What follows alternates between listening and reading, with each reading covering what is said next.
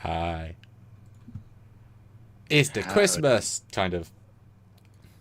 Yeah, well, next weekend's going to be talking about Lower Decks wrap-up, so... Yes. This is Christmas. A drunkian... What is happening? Oh my god, we had Lower Decks. I can't even believe the twist, the reveal. Oh my god, things. Probably on next weekend. So this is Christmas. And what have you done? Another hero. Another begun. Yes. I always find December slightly funny in that it's not a real month, in that you don't think of the 30 or 31 days because that's the New Year bit. So you're like, oh, it's the 15th. It's like, yeah, well, Christmas is in a week. It's like, what? The middle of the month? No. But once you get here, it's like it's right there. But there's this bit after, which is still a thing, but it's not the Christmas thing. Normally things at the end of the month, you think, oh, the end of the month. I don't know. It's like it becomes Christmas very quickly. That's what I'm trying to say. You're not wrong. Hi, guys. Hello! Hello. Yes. For Christmas. Where do you keep the hat? With all the Christmas decorations. Oh. Yeah, see, I keep the hat literally over there. It's just all year. Like, it's either there above a box or there between two boxes. And it's like, that's been sitting there for 300 days. That's like, great, here it is, found it. But it's here. Yeah, I bought a batch of these for everybody, like, what, 6 years ago? And then we all sort of remember where we keep them for Christmas. I made it. I thought it'd be festive for everyone. I forced everyone in Christmas to wear them because forced fun. But then it becomes more fun, right? Forced fun. Yeah. No, that's not how things work. You're like a... Hey. You're like a dictator. I'm going to make you do this. Eventually you'll like it. It's like, no, that's not how that works. That's how Trekyards happened. Wow. No, it's not. I'll be your elf. You can be Santa Claus. You can be the captain this time. You remind me of Scrooge a bit, in a good way, like a festive Scrooge. Humbug. Bah, I love the humbug. It's like, what? But yes, what are the normal rules and such in the Drunkyards experience? Oh, I don't know. Well, first of all, this is going to be a shorter one, maybe 3 hours kind of deal. But, yeah, you guys super chat in and dictate what we drink. I've got some Heineken. I've also got a brand new bottle of Peach Crown Royal that hasn't even been opened yet. It's got the seal on it. So, yeah, we just have fun and talk about whatever you guys want to talk about. Yeah, we can talk about a new Trek short film that came out yesterday. That's a brand new thing that some of you knew about. I've got some uniforms primed, ready to go. I've got my new TNG set. There's my Voyager over there. Things and bobs, you guys know. And just to kind of, talk about Christmas and... not that any of our family will watch this, so we can kind of like be totally honest about what we're doing, because no one's necessarily. Nobody I know watches my stuff. I mean, you don't even watch your own stuff. I do sometimes. Stuart's a chipmunk in my life. He's either a real slow. It's true, and we can do it. I couldn't edit like that. I edit online in real time. I can't do that. Because we did a recent Voyager A, and it was like a 50-minute record session, and you would think, 50 minutes takes 50 minutes to watch. No, because you got to stop, make an edit, move things. Yep. So it ends up taking way longer. So if it was 50 minutes in real time, and then everything else. So at least by doing half time, it's like half an hour. It's not double time. So at least it sort of truncates it a little bit, but I mean, it's still. Remember we did truncates it or drunkates it? Well, that truncate normally, drunkate today. Drunkate, yeah. Although I remember editing that Discovery Alpha video. Still my favourite things we ever did, because it's just insane how much I talk about how good that was. That was like an hour and 35-minute recording session. I'm like, So optimistic for the future of Discovery. We saw so many things that was modelling errors that they just didn't fix because they had no time. And I think that took the entire day, as in, because I had to prep it for like several hours, film it for obviously an hour and a half, and then I think it took like 3.5 hours to edit. So it took the entire day to create, every waking hour. But it was great, so. Well, normally for my personal channel, I film like something for like an hour, and then transfer it to the computer, and it takes about 2 to 3 hours to edit it because I don't go super speed like you do. Oh, want to see something really cool? Yeah. Is that 1/950th scale or something? It'll be one like 12,000 scale or something. Yeah. Cool. What is it and where is it from? Little 3D printed TOS Enterprise from my buddy Dan, who has a printer, and he printed it off. And I saw it on his table, and I'm like, "Can I have this?" He's like, "Yes." It's so small. Although, gosh, you had to print. I mean, the minutia of that. It's a resin printer, high resolution resin printer. So I mean, that's showing off, isn't it? yes, It's like printing. If like you did the Golden Gate Bridge, you printed out every single cable like that. You to do that is a thing. It's not a normal thing. All right, let's see who says what. Well, Geraldine Carsonson. Yes. Remember upgrade. Oh. Upgraded their membership to lieutenant, and that was like yesterday, but when this was first scheduled. Well, thank you if you are watching this. That is absolutely, I'd say lifesaver, but it is a saver. So thank you. Any time memberships make a big deal. Thank you. That's amazing. Mark Lawrence, $10. Popping in from Knott's Berry Farm to say hi and spread some joy. Lower decks, lower decks. Yes. Penultimate. Good to see you, Mark. If we can Joe talk about it as Torres. well, because there was so much stuff. It might come up as well. Yes. Joe Torres, member for 12 months at the rank of lieutenant, is wishing one of our admins over on Facebook, Ian, a happy birthday. So happy birthday, Ian. Please everyone say happy birthday. Live long and prosper. Yes. Ian's great. Yes. And then Olivia pops in with $10. Hashtag sand drink. That means nobody. Like sands, you know. I don't like San. He's coarse and he gets everywhere. Yeah. Merry Christmas. She wants to Merry Christmas.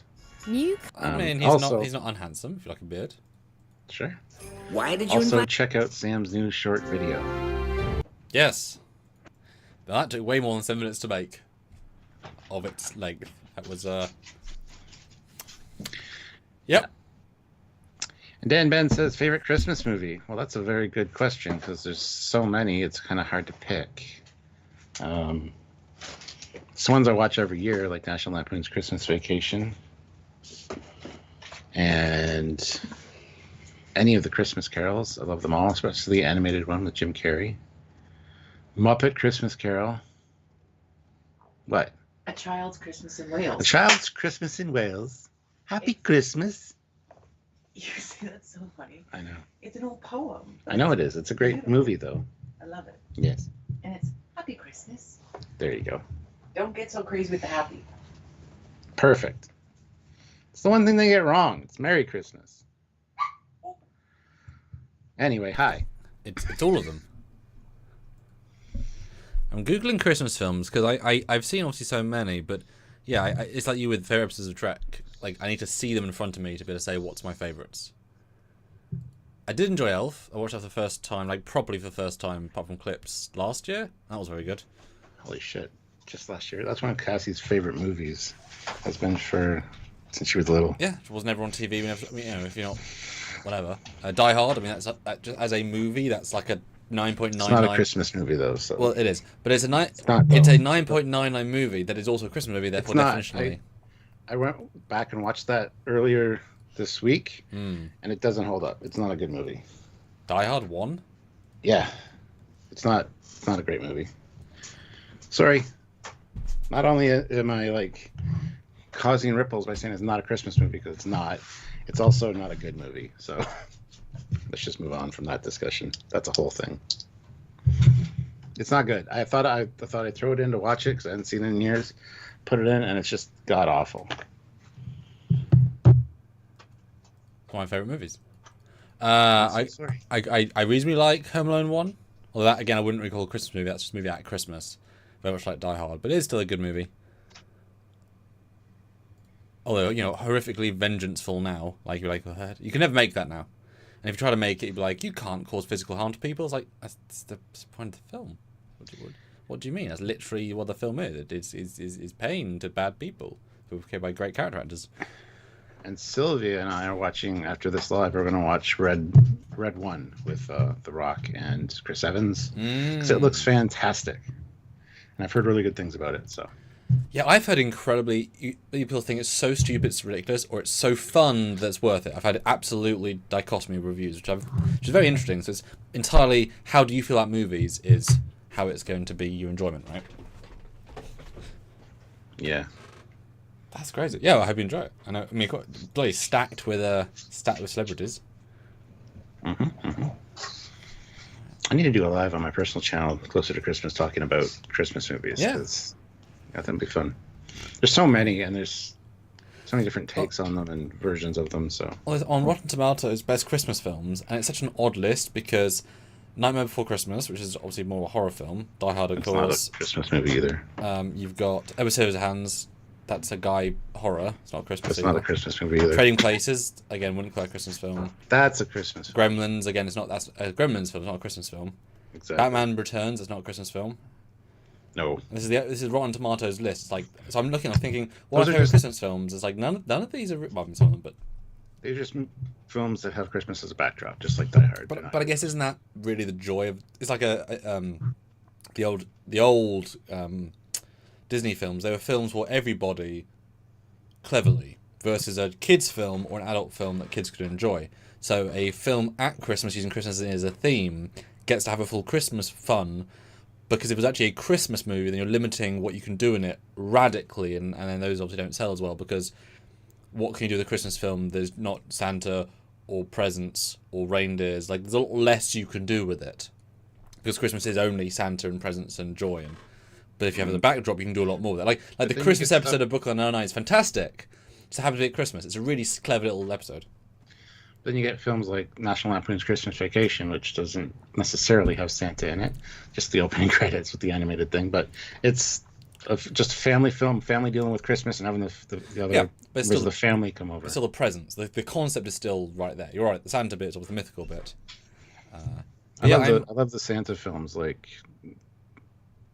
there's a few that come out lately in the last couple of years. Like one that stars Mel Gibson, where he's like an assassin. Somebody hires assassins to kill Santa, but Santa is also an assassin. It's ridiculous in concept. And you're like, what am I getting into watching this? And I absolutely loved it.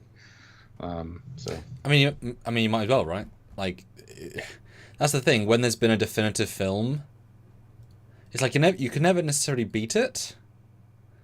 It's like T2 is a definitive film, right?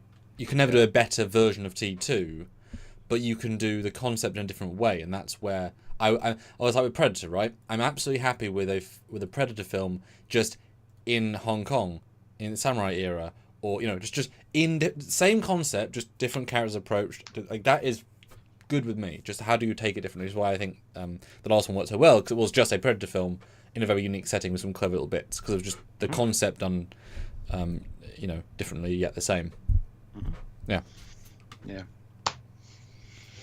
So I didn't answer your question, Dan, but I'm sure we can talk about Christmas films if people super chat in. We will talk about them. It's like I'm Googling. We just want to talk. There's not a lot that I would say, oh, that's a film I would call a Christmas film even. Let me see here. And it's back. But yes, I have I actually started to run out of Strawberries and Cream Brothers. Oh, that's my phone. Brothers Cider, which is very nice. And I have my Hardcore Vodka, which is the fancy one that I got for Marcus this last year. Our Wrap Party, which is the mango and passion fruit twist spirit drink. It is it's tangy. It's a good. And it's a great label too. Like, it just really works well with the colour. Look at that. I've never seen it before, but it's just a nice looking bottle with a nice looking label. It's just a well designed. And I have some uniforms as well, guys. And Stuart came up with a really great idea, like 1.3 seconds before I went live, which is we have access to the great ChatGPT tech platform, etc. And once we're a bit more boozed up, hopefully it'll help us with that. There's we thought, what if we put in a Christmas carol, like, the ones that are famous, and told ChatGPT to rewrite it in Christmas, in Star Trek. And they're often quite cohesive. Like, I had it write a version of Bad Blood from Taylor Swift in something else. I was like, oh, it's actually, yeah, I can tap along with it. The tune, I know that works. mean, it's great, but it works. Oh, I just want to mention another of my favorite Christmas movies real quick while we're talking about it. Scrooged with Bill Murray. Absolutely fantastic. It's such a fun movie. Bill Murray, man. When he was good, he was good. Yes. But you know what I mean? There's some actors that just, when they're on the top of their game, they just like nailed like Groundhog Day would not have worked the same without him. There's something intangible about him that brings a certain oomph to that. He's kind of like how I would be if I was an actor. He doesn't really follow the rules. He just goes off script sometimes. Yeah, I don't know. That's what makes it good. Well, he's a sort of actor that knows that dark humor and playing the moment. Because often, when I don't act very much, but I try and play those moments inside the performance to allow an act. Because if I can't remember the dialogue, all I'm doing is trying to read off water cue and say a thing. But if I can give the actor something else in my performance, that pregnant pause or that dark beat, then they can hopefully pull off that and say, "Oh, Sam's playing a bit darker. Let me bounce back." So if Bill Murray, adds that awkward pause and it puts the actor off kilter, and then he can jump in. It ends up being he just creates an energy, which is why I wish I could learn lines. It could be a lot easier to do stuff. Well, yeah, he's one of those actors that kind of does his own thing, doesn't necessarily follow the script at all, which gives him the reputation of being hard to work with. But he's a lot of times late.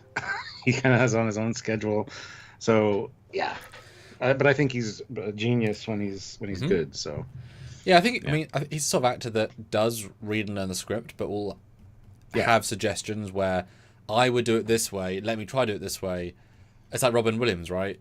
I mean, some of the Doubtfire bloopers are insane because he would just say something, and like 5 iterations of the same concept of the line. There's a famous scene where he's talking to the dad, who's a very nice, gentle character, and the new dad, and he's a well-known actor. Oh, it's Pierce Brosnan. Yeah, not a very comedic actor, not known for that. James Bond and some good serious roles. And he's saying these things, and it ends up being basically like gay touching, like the concept. But this is Mrs. Doubtfire, but also it's Robin Williams thinking Doubtfire's been whatever'd. But in a really obscure way, and it's right in Pierce Brosnan's face, and he just breaks down because it's just the most ridiculous thing. It's like, all right, Doubtfire's telling you this ridiculous sex story, and he just entirely breaks. They don't use that take because they ruin it, but it's like, wow, and it's good. It's not the best, but it's like, damn, yes, smart cookies. Yeah. All right. Well, should I get sharing then? Because I kind of skipped that bit. If you want to. Yeah, that'd probably be smart. See you in a minute, guys. He's leaving us. Thank God. Anyway, hit like, everybody. If you're just joining us, we really appreciate it.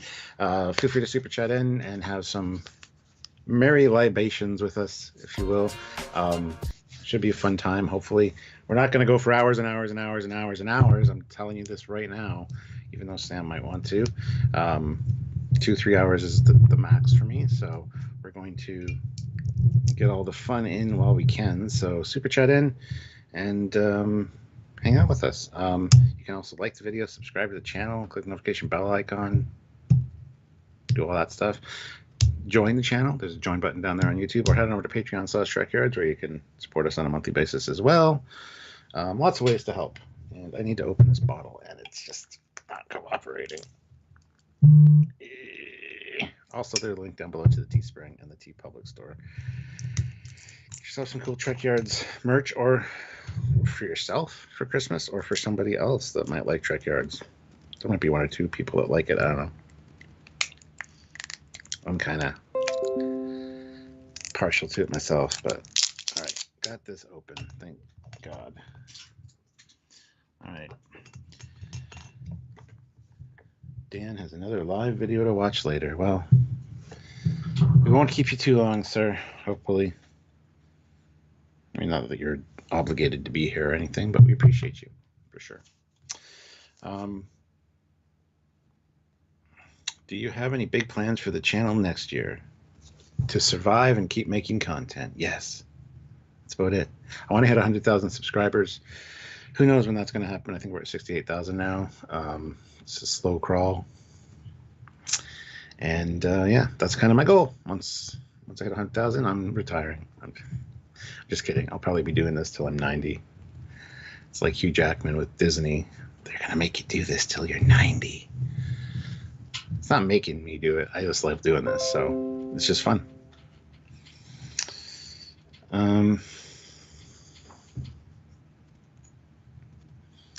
Let's see. Speaking of Star Wars, this morning marks 9 years since The Force Awakens debuted in cinemas. It left fans divided. It's true, Donnie. Yeah. Let's see. Oh, yeah. I was going to mention another. Silent Night is the Silent Night is Mel Gibson one? Maybe not. There was a Christmas movie I saw here that I wanted to mention as well. Where is it? Jingle All the Way, of course, is great. Of course, A Christmas Story is great. Violent Night, that's the one. Polar Express I love as well. 8-Bit Christmas is another really good one. The Family Man with Nicolas Cage is a great Christmas movie. It's not really a Christmas movie, but it starts and ends at Christmas, and it's about a Christmas wish, and it's magic. So yes, it is. And he's back. Oh my god. yeah, that's nice to be appreciated. Let me open it. So it's kind of a Christmas-looking thing as well. Oh, 100%, yeah. All right. Yes. Yes. Donnie says his number one Christmas movie is the first Home Alone. Yes. I saw a meme today. What if Home Alone happened today? And Kevin realizes his parents are gone. He texts him and says, "Hey, Mom, where are you guys?" She's like, "Oh my God, Kevin, we just boarded the plane. I'll get off as soon as possible and come home." The end. Yep. Very unique set of circumstances that can't be replicated. Yes, it is kind of amazing when certain films just end their relevancy. The idea that could and would never happen now, even in a silly film, that's just so interesting. It just transitions over to nope, can't do that. Like, oh, it's like yeah, seriously, it's not gonna happen. Oh, yeah. Merloss asked what we're doing with the channel next year, and I said, I don't know, just surviving, maybe getting to 100,000. But his suggestion is DS9 and Voyager episodes reviews. Yes, eventually. We got to finish TNG. I mean, you guys got to show up more as well. You know, can only do them if they're worth doing, and that's the problem with that sort of stuff. Yeah, like it takes time to do that, and if nobody's showing up or contributing, it kind of makes it a little bit rough. We will get through them all eventually, regardless. And not that they took the back burner, Merloss, but there's just been new stuff that we've been doing. So eventually we do fit them in occasionally. So yeah, so it's, you know, can't do videos that do nothing forever, because then the channel dies. And it's like, well, you know, that's why these sorts of channels, these sorts of streams help. The rankings are tremendously fun, and if we had more of a stable whatever, then we could do whatever. So Patreon or join the channel, those are great ways to help us what we do. But yeah, DS9 would be really fun to kind of see how it holds up. Especially the early seasons, because certainly we went through TNG again. It was very interesting to sort of re-experience the good and the bad, and you know, appreciate what they did do well, because yeah, they can do some stuff well, you know. Olivia, are you still here? Because we have Wesley Healy that says, "Can you introduce me to Olivia Trekyards?" Well, Trekyards can't necessarily. Oh. But Olivia. Subraxis, though, £25, thank you. Here's 31 plus US bucks for a full shot. Otherwise, I finally watched that short film from Otoy, and also making of mini documentary about it. Got very mixed feelings. Some people should finally let go of the past. I don't. Oof. There's a mini doc about it. What do you mean? Well, it's all the broken up interviews and stuff. I think. Well, I mean, the George Takei and Shatner don't even really mention it. Subraxis, what do you mean the behind the scenes? Because I'd love to know if there's a. What do you mean the picture stuff? But thank you. Yes, that is exciting for a full shot. And do go watch my Prologue Unification, which I'll post in the chat right now. It is my short film I released yesterday, and I'm very pleased to say it's already at 5,700 views, which is very nice. So go watch that. Go watch it. It's meant to be a direct lead-in to Unification. I know that Dave Blass has seen it. Sam Witwer's seen it. The writer of the short has liked the comment that I made it. And three people I know that work in the Octane company have seen it and commented, but not on it itself. So I've had a sporadic set of people. But yeah, the lead actor Sam Witwer of who played James T. Kirk really enjoyed it. So that's a rather nice thing to be able to say. Yes, and Sam Witwer you might know from his past work with Star Wars, and he was also in Battlestar Galactica. But he was Starkiller in the Force Unleashed games. He's done a lot of stuff over the years, actually. He was in Enterprise as well. He played one of the Sloth Zindi. He was credited as Sloth number 3. But that's the thing when you start as a not nobody but just some guy, every small role's a thing. As an actor in Stargate SG-1 whose name is Varro in Universe, and if you look at him, because he's obviously it takes a while to get any sort of stardom or recognition. But there's a supercut of him in Stargate, he's Jafar that one, he's Jafar that one, he dies there, alien there. Like he slowly goes through the background roles of just see some guy, and then he becomes a character actor, then it becomes a main character, then it becomes a, and you go back like, is that, huh? It's always fun to watch like 90s films. Like that's a celebrity who'll be a celebrity in 20 years. That's cool, Mm-hmm. Yes. But yeah, go watch the new short film. Share it if you want this to be viewed by people. Unification's at 4 million-ish views. Not that anyone will get more than that. That's ridiculous. But, it's a love letter to their love letter. That's how I sort of phrased it. And it's fun. It pushes some CG that I've done in a whole new pushing forward. Yes. The plot of Star Trek Academy is finding out one of your classmates is related to the villain. Ooh. Played by Paul Giamatti. My uncle's the villain. What? Yeah, I mean, that's, Yeah, that's a whole thing. Indeed. That is a whole thing. Which we'll be talking about the end of January, because it comes out January 24th. Streaming on Paramount Plus. Yes. Goody. Yeah. I can hardly wait. Are you excited? I'm excited. I'm excited to see if it's good. Don't think it necessarily will be, but I'm excited to see if it is good. Yes. And you never know. They might have saved all the, Monster Maroon character work so that you're surprised when we actually get there. They might do that. They definitely didn't. They might do that. They might do a lot of things. Anyhow. Yes. Royston S. Bailey throws in $10. Live long and prosper. Thank you so much, Royston. Have a drink for that. As you always say, have us drink early on, and then it makes the silliness blossom, as it were. Thank you so much. Merry Happy New Year. This is our 10th Christmas together, Stuart. That's depressing. I mean, awesome. No wonder we drink. What a twist. Sabraxis asks, and Sam, how did you put that short film of yours together so quickly when the Oi Toy thing premiered just like a few weeks ago? I'll let you answer that, Stuart. How would you answer that? He's very ambitious and likes to ride on the coattails of something cool. I don't have that's why. I don't have a definitive answer. How? Not why. I don't know. I'm not you. That's for you. Less sleep. Politely not doing paid work that I should be doing. Always make sure I'm running overnight so that I have something to wake up to. Planning things that feel ambitious that are take a little bit less time than you think. And being clever, as in like these things. I was writing as I was going.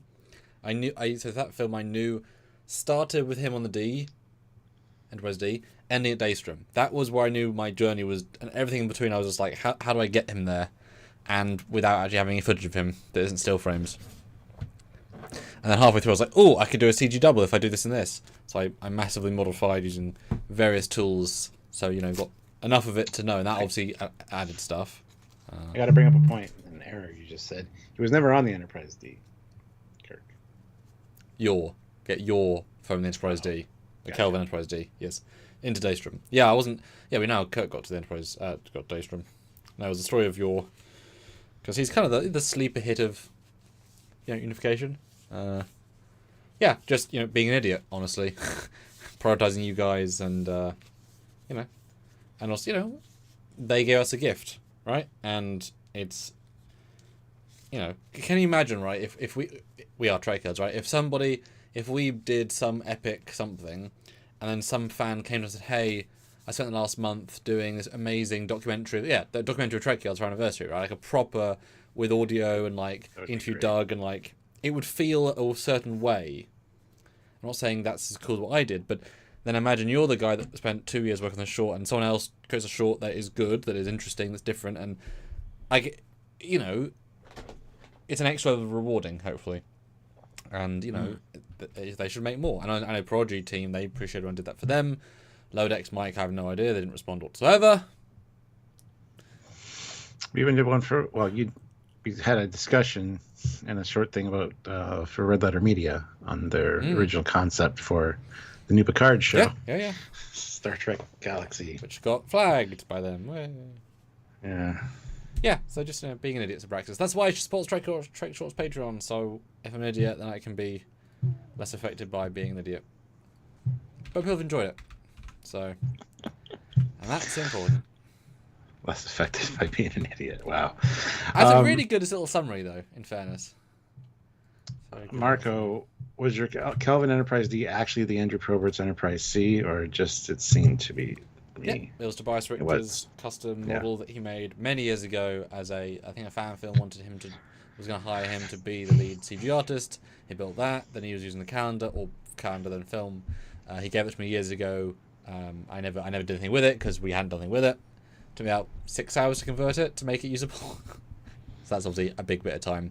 But then I was like, I said to myself, oh, but now it's good for Trekyards or whatever else. That's a good use of 6 hours. I mean, kind of. And I just thought, we can't have it be Kelvin stuff because that's dull, and who likes Kelvin art style. So have it be something that's both pretty, different, cool, and we have the model that's beautiful. And twice where there's texture inside the window, so there does feel like parallax that goes by. Really nice. Yeah, and it's really the first shot anyone's done of that ship for years, like at a high level. So that was fun. And I'm sure you caught this, but the first shot of it coming up is the first shot of TNG. It's the exact same timing. I mean, it can't be the same shot because the ships aren't dimensionally the same. You can't match it, but it is the same. If you do them side by side, it is extremely close. Because I thought, unification. I remember I just seen somebody on Twitter point out that one of the shots of unification where Kirk is holding Spock's hand is an almost mirror image of when Kirk held Spock's hand after you saw V'Ger. Almost the same shot. And I thought, oh, they've actively copied angles and homage, so I'm going to do that for this first shot. And that took 3 days to render. Because it's a very, very long shot. I don't tend to do shots that long. So that was, But yeah, you got it, I'm sure, and it was just nice to see it. And then the day before it came out, I added the Vulcan ships around New Vulcan. Because, yeah, we need some traffic. But it's the Planahath from Rob Bonshun, which I'd never used before, but I had it in a drive, and I was able to track it down and load it up and stop it from... His scene had it so it opened, so I'd unopen it and then whatever. That's fine. It's a process. But it adds a bit of texture. And they look really dumb in motion. Woo! Because they're like squids, aren't they, or whatever. But yeah, bit of fun. Neil Hammersmith says Mary Kaon. Yes, indeed. And to all a Kaon night. Yeah. Yes.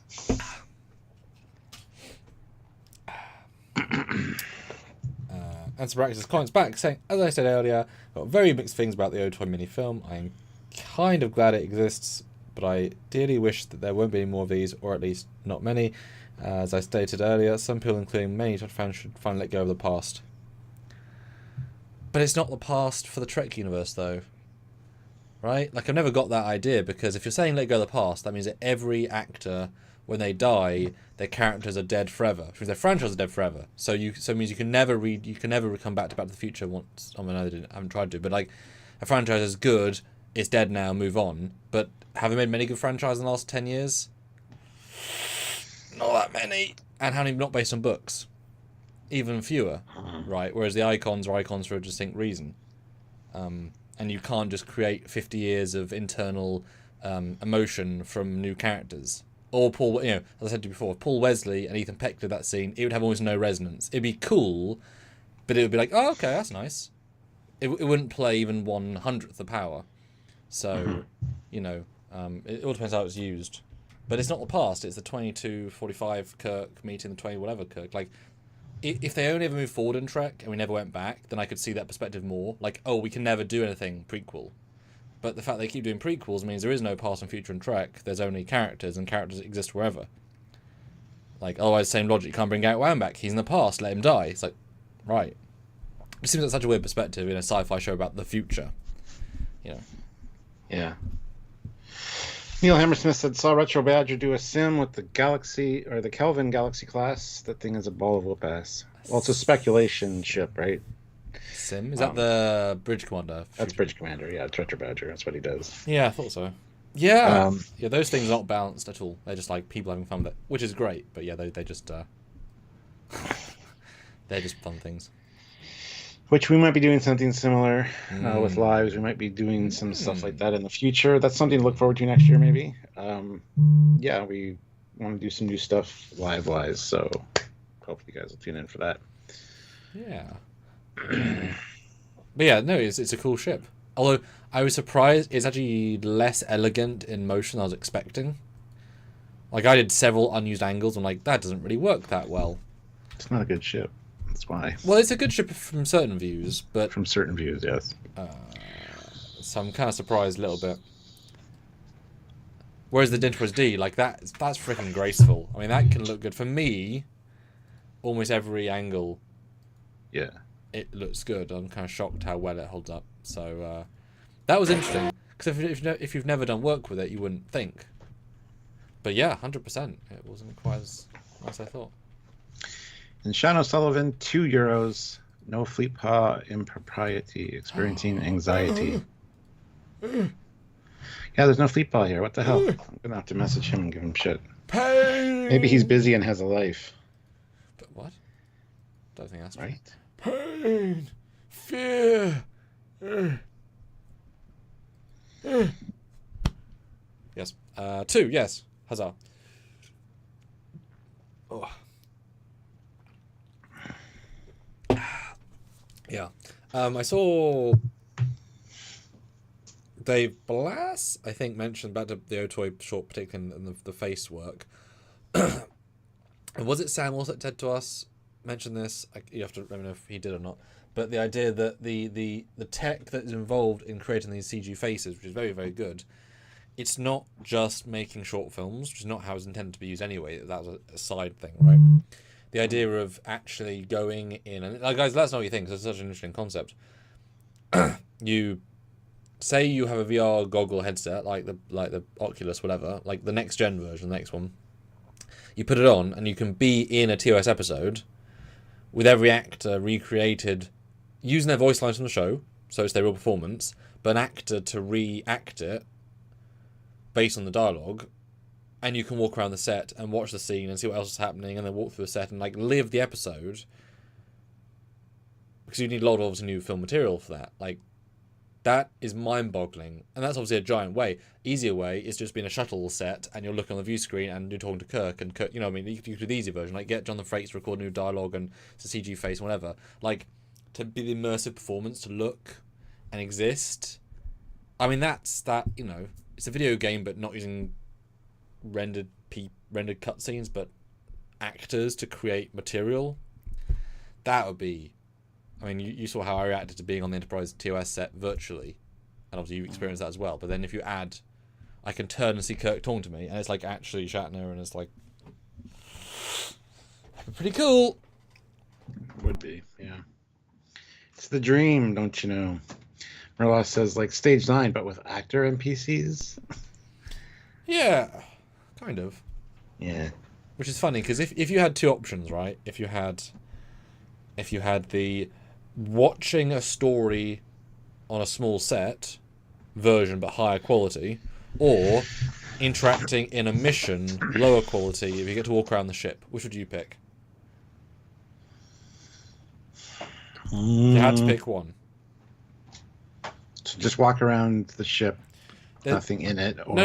Okay, so I'll say it a bit more detailed. So a version is you're only on the bridge and the briefing room and the transporter room, say, but every act is fully voiced, every act is fully acted, and you can walk around them and interact. But it's only those sets, and you can't go beyond them. But you get to live in the moment and go with them and feel adventure, right? So if they go onto a planet, you're there, great. But it's fully voiced, fully acted. Or you have a CG Kirk sitting in a chair saying lines at a view screen, and he just never moves, really. But you can actually walk around the entire ship and do some things, but it's a much more passive story because they can't put the time into generating the dedicated cover story. And you have Kirk and maybe Scotty on the comm, and it's limited but free roam.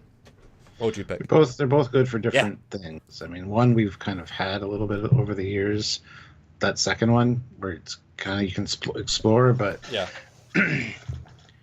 It's a difficult question because they're both very different products, but I like being able to go around the ship, honestly, and look at stuff that I don't necessarily see in the show.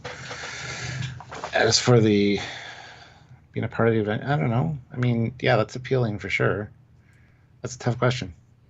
Yeah, it's like I would love to play Vader Immortal because I from what I know, that's a very immersive, you're in the action kind of thing. And then imagine that, but you're on a TOS mission or a TNG mission, and say you're red shirt number 3 who doesn't die.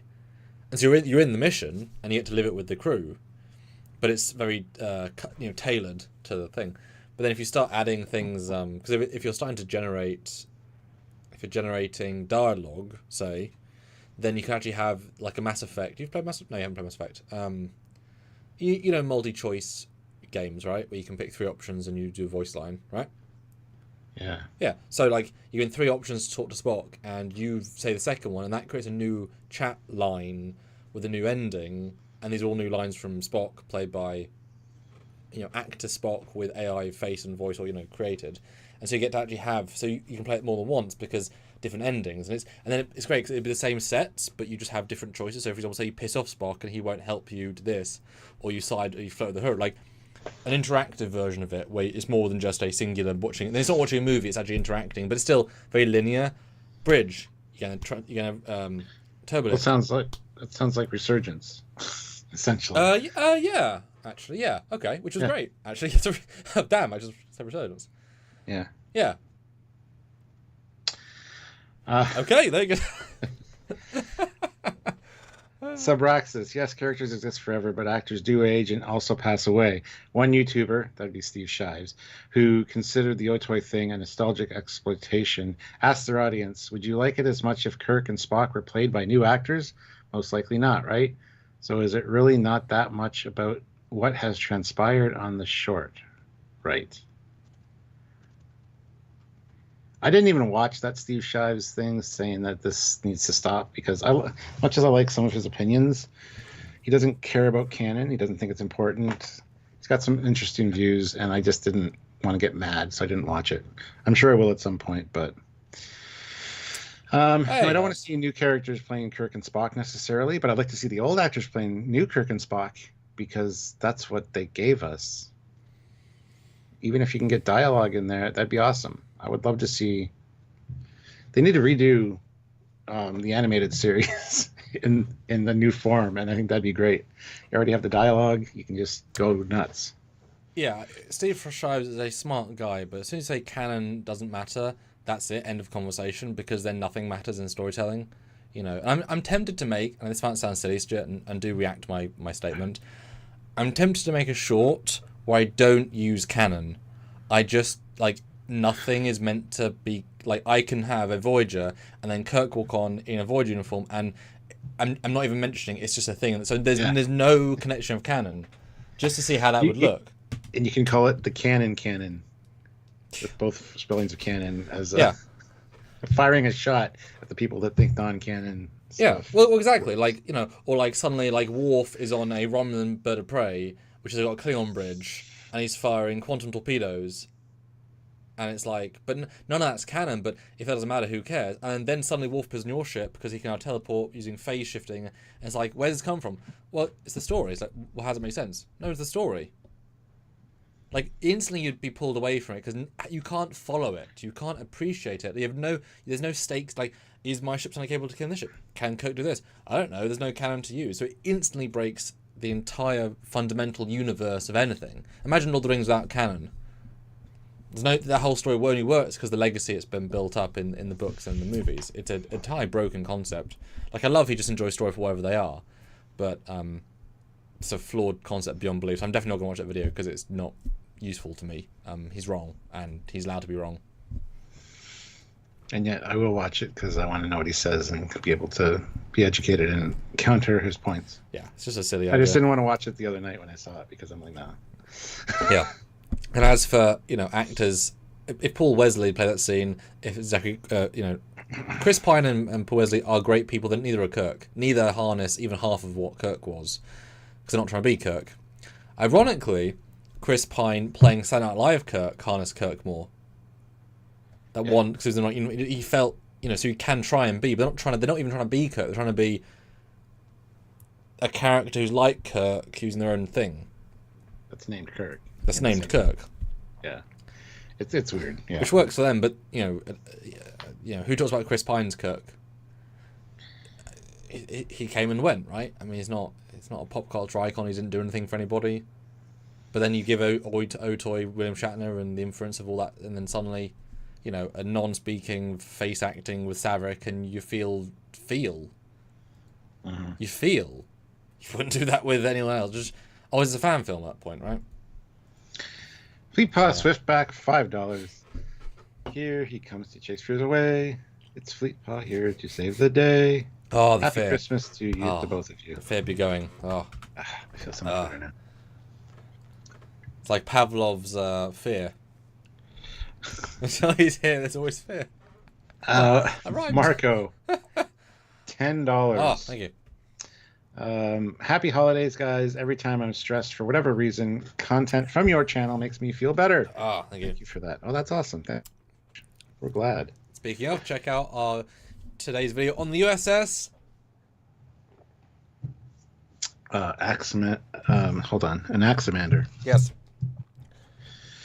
It's a 33-minute video, which is rather long for a breakdown, but it's some good stuff. It's some really fun. I mean, love the landing, right? Landing was glorious. Eric Martin is here with Ho Ho Ho. Yes. He's got his 3 hoes with him. Subraxis, my personal point wasn't about canon. Sure. I was about this. Why not give a chance to new actors? Or why not create a new show with completely or at least largely new characters taking place later in the 25th century, like Star Trek Legacy, for example? Yeah, that'd be great. And that's still good. We welcome that, absolutely. But there's something about there's a reason we're fans. And that's because we grew up watching those actors in those roles do the things. So that's why the Otoy thing was so emotional for a lot of people, because it invokes something in you that takes you back to a happier time maybe in your life. It's great to see. And if you're going to use those characters, why not do it this way? If you're going to make new characters in a new show, that's great, but then you run the risk of getting something like Discovery, which did not quite hit the mark. You know, maybe for some people it did, and that's fine. But that's kind of my take on that. So, well, also we have given new actors a chance. Ethan Peck, Chris Pine and Paul Wesley, and they're both like 6 out of 10 in different ways, but they're not even close. So we did, and they both aren't successful. Now that said, Pike, you can argue, is more successful than the original Pike. That's because they're not playing the same sort of character. And he's playing Kirk, but not. So we did try that. And yes, you keep hiring more Kirks, but why? Like, why keep doing that? Well, you gotta ask their logic for doing that, because Kirk is a character that people love. No, Shatner's Kirk is a version we love. I'm just thinking from the corporate mindset. Yeah. People like Kirk, right? That old stuff. Let's get a new Kirk in here. And as Sam just said, it kind of misfires a little bit. I mean, for a new audience, it's fine. They don't really know Shatner or haven't spent a lot of time with that character, that version of it. So it works for them, and that gets them into Star Trek, and they might like Shatner after that. That's fine. But from a corporate mindset, it's like, these characters are really popular. How can we make money? Well, that's how you do it. Do what Oi Toy did. You'll make a fuck ton of money. That's how. Well, yeah. And do keep commenting, Subraxis. It's fun to have the debate, etc. Because, you know, we like pushback because we have opinions. We like how you're able to articulate them, which is nice. But, you know, how many people are inspired by Sam Wesley's Kirk? He's a very small cog of that show. And he's great, but... Yeah. Ironically, Sam Kirk, you say, is like more like he's so weird. You know what I mean? Like the moustache and the vibe is like, oh, that's cool. And Ethan Peck is just he's a great actor doing a great role, but he's not playing the Spock of Spock. It's just different. He's more successful, of course. But also, why not just do both, right? Utilize the original likenesses to create very tasteful small media, which hit every note possible, tick, and then new characters. But as you said, I mean, how many people are talking about, Romulan Elf? Elnor. Oh. They made a Romulan samurai who was basically Kirk's kid, and no one talks about him because he was a new character that failed. About, you know, most characters aren't successful, right? Most aren't, because most are just people. You have to have a special... That's why TNG was such a... You know, these old shows... Sometimes they just work, and all the TNG casts are memorable and fun, interesting, beyond just whatever. All these casts aren't now, so they are inventing new characters. Yeah. And, you know, it's like, well, they are doing that, and very few are hitting. I mean, Saru hit. He's liked, right? He was a hit. For us, Tarina, the Vulcan president, she hit. Tilly to some, and then varied hugely, of course. Gosh, Advance, he was a sleeper hit. He just hit. Yeah, he'll be we talk about him, you know, in Picard. You love Rios. He's fun. He's likable. He's interesting, right? Rios was a hit. Rios is great most of the time, right? The new commander from the last season. Yeah. What the hell's his name? Rainier. Nope. Oh yeah. Oh, I thought I meant Picard as well. Yeah, Rainier. Rainier was great. Yeah, Rainier was good. I don't think I'll talk about him for years to come, but he was a very good point. The guy from Picard, as I was thinking you mentioned, sure, but for kind of dickish reasons, but fun dickish reasons, but, you know. Yeah, Lorca.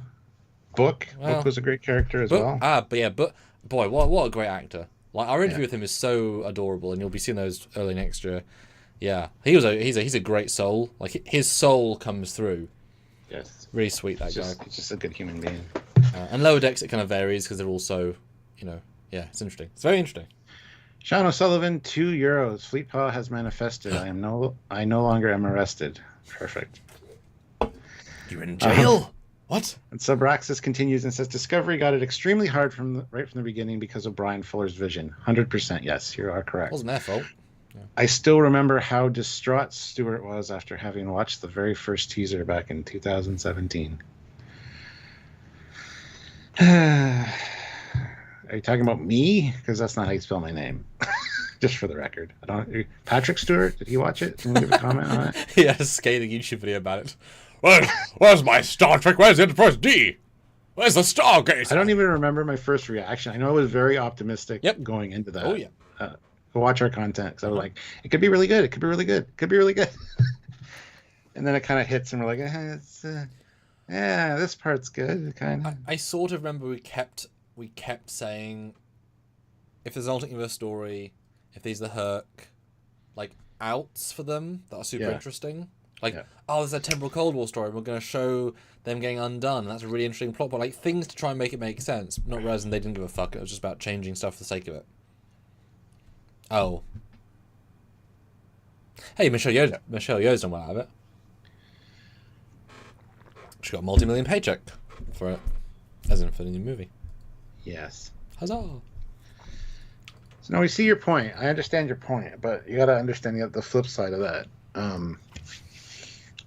If they did something that was using that technology to make Sam Witwer look like Kirk and have like some new dialogue. They could actually like really get the fan base that hates Discovery, hates that kind of stuff, really on board with it. So it's a double-edged sword. Like, I understand your point, because yes, new stuff has to happen. I'm all for legacy. Fine, give us legacy. That's new characters, new era. That's great. That's what Discovery should have been. They shouldn't have tried to shoehorn it into the timeline and fuck everything up. Just have it post Nemesis. You know, that's how to do it. Well, it's also interesting because, just to skip back to a whole different version of this conversation, the film Rogue One has Grand Moff Tarkin, a dead actor playing a very important role. So by your logic, that actor should never return in anything ever. And if you recast, then now, because no one's ever been recast in Star Wars, as in they are who they are, their faces are the same. So if you can start recasting in Star Wars, then anyone can like anybody, and that it's like, no, there's no time travel and there's no recasting in Star Wars. You are who you originally were, or a new character, which is kind of a unique thing. Like Trek's done it, Matrix did it. You know, I'm going to correct you. Chewie was recast. There's a new guy in the Chewie suit. Just saying. He looked the same to me. Exactly. Yeah, the joke exception, of course. So you know, like that story is better for it being Tarkin. Like, all the weight of that versus just some guy. Krennic is fine. He's a good actor, but it's a very, not generic, but he is the part of an extra part, which is funny because I liked Andor, the head honcho in Andor, the baddie, who's a pencil pusher. I thought he had a really good character because it's a unique slant on pencil. Side note, in the Imperial stuff, and the lady as well. She's good. Like those are good characters, but Krennic is kind of just like, oh, he's bad guy, which is fine. It's fun, but you know, Tarkin adds that. Same with Leia, right? Like they add something really untangible. If that had just been Leia, imagine that last scene had been Leia's assistant, because Carrie Fisher's dead and you can't lose Leia ever again, or some lady that's kind of like Carrie Fisher look like the audience reaction seeing a look-alike to Leia, like yeah, versus you know. Yeah. Classic for Realists here with $40. Thank you so much. Yes. No costume change yet? Tisk tisk. Maybe Foley can change into this Stewart person. I don't think you even have a Stewart. Oh, There is. Oh. Hi guys, I'm Stewart. I spelled my name completely wrong. Sorry, there you go. There is no Stewart. There's only Zool. Correct. But yes, I have a uniform prepped in the room, so I will pop out to get into that. You didn't ask you to change though. Well, $40 though. I changed my costume. Eric Martin, $10. I'm listening and working. You can't do both. You have to number crunch. You got to pay attention and be focused on the work. You can't listen and do math. That's just not how that works. Or work. Don't do work. Just watch us. It's great. Yeah. Okay, I will be in TNG. My the new high-end TNG. Before you go, Marco does say young Han Solo is a different actor in Lando 2. Oh, okay. We'll have the debate first. Okay, how successful was that? That was only unsuccessful, I think, because they were actively boycotting it at the time. So Well, Last Jedi just came out and it was horrendous. I think it went really well to see younger. I don't have a problem with new actors playing younger versions of the characters.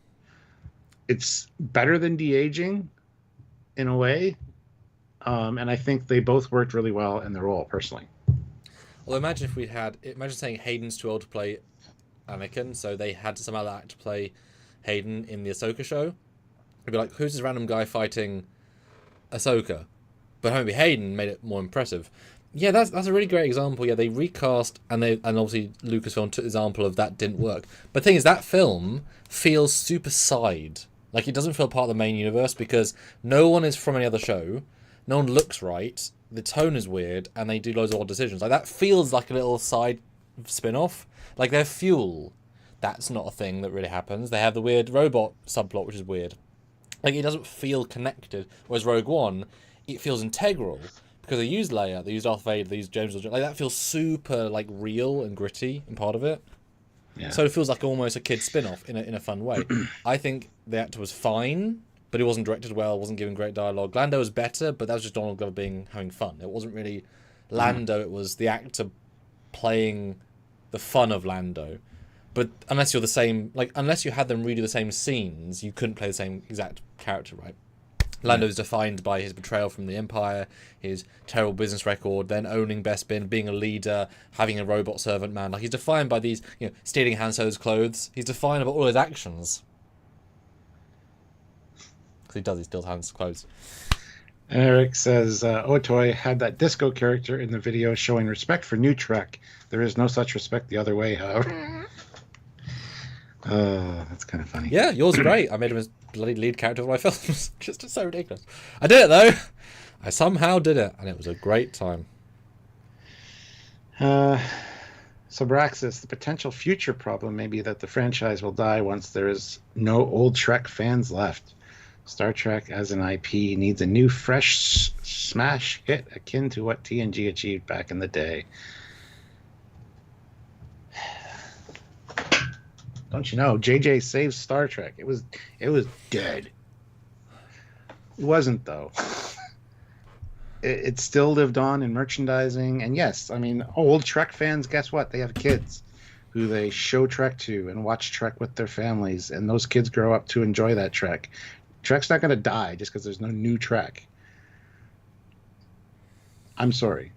And if you make supplemental material like Otoy did to fill in gaps or answer questions that were never resolved, you're adding to that lore, and it's new content that new people who grew up with Star Trek, or my dad likes Star Trek, maybe I'll check this out because I've seen a few episodes, watch it and go, oh, that's really cool. It might get them into it.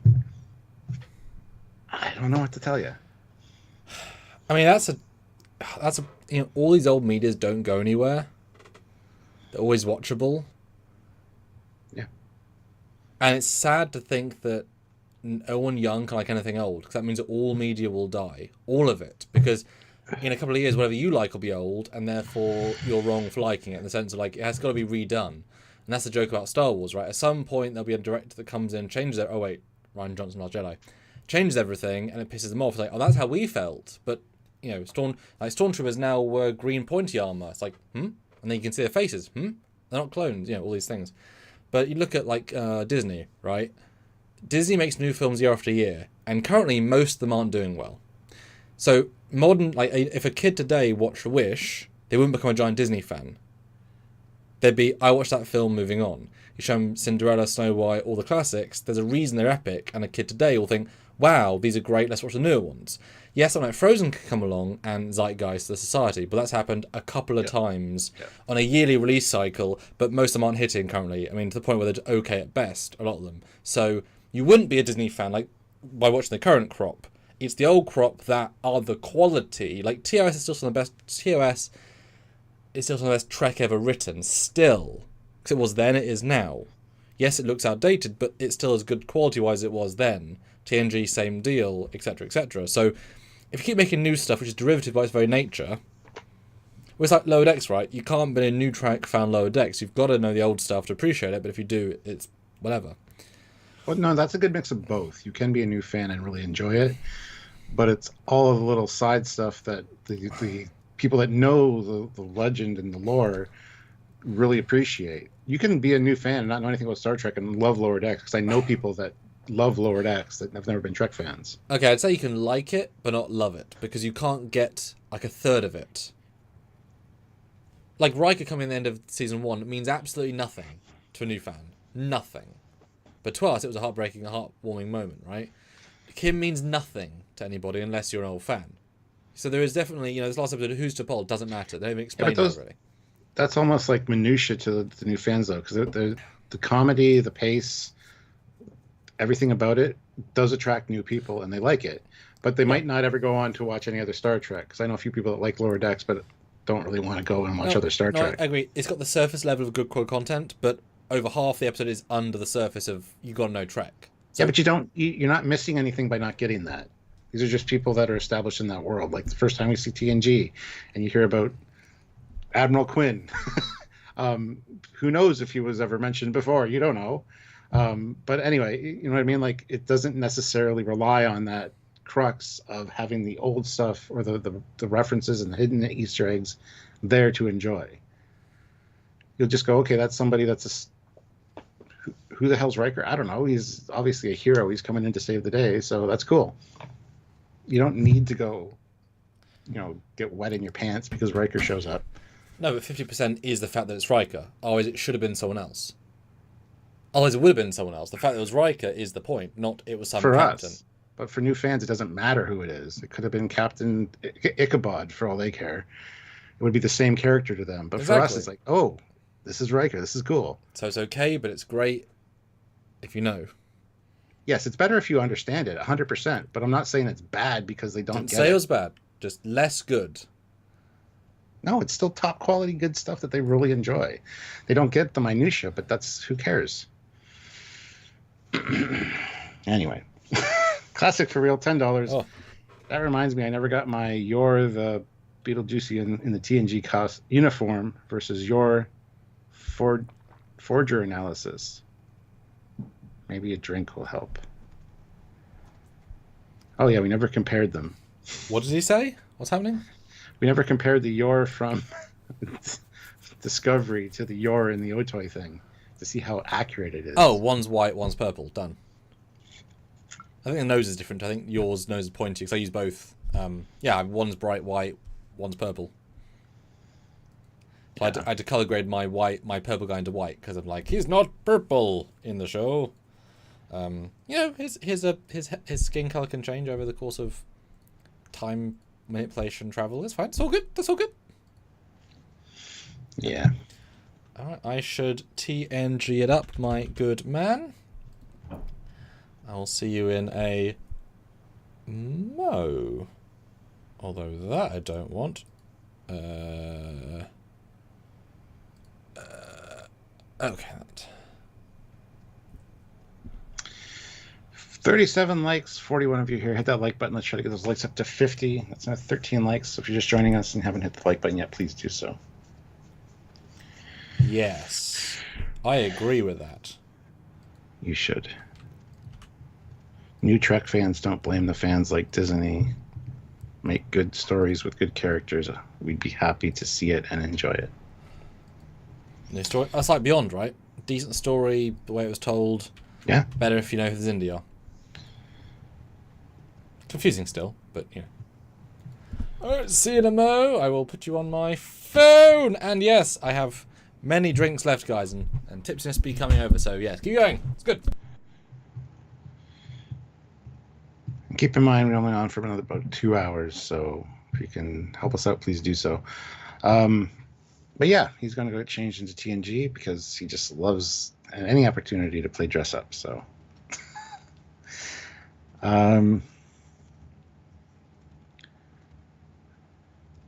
No. Your Folger is an anime girl. No fucking idea. Don't follow anime. Don't care.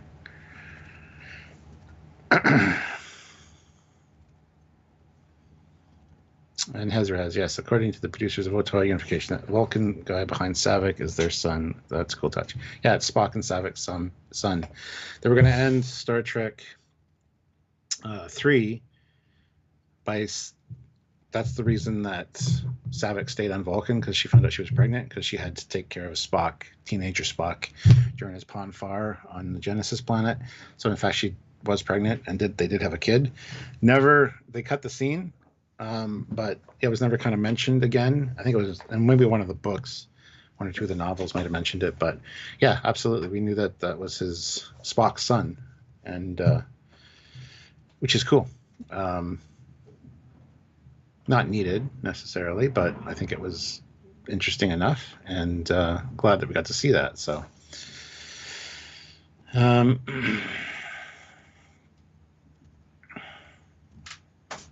Wex, where did Sam get his TNG uniform from? I've always wanted one. He's got many. He's got them from different places. That's a question for him when he comes back. Ozzy, $10. Awesome video. Koala, full super Captain Foley maneuver now. All right.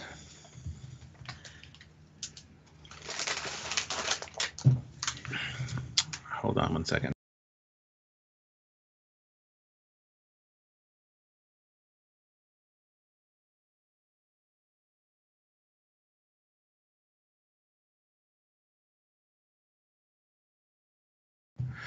All right, guys. Sorry about that. I am back.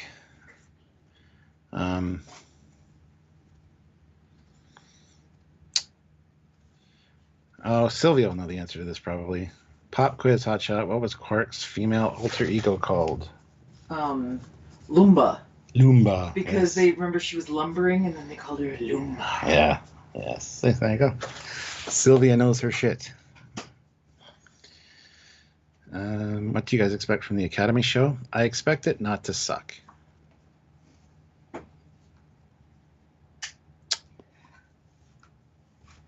Although, actually, I don't expect that because it's made by the same people that did Discovery. So I'm hoping that it'll be good.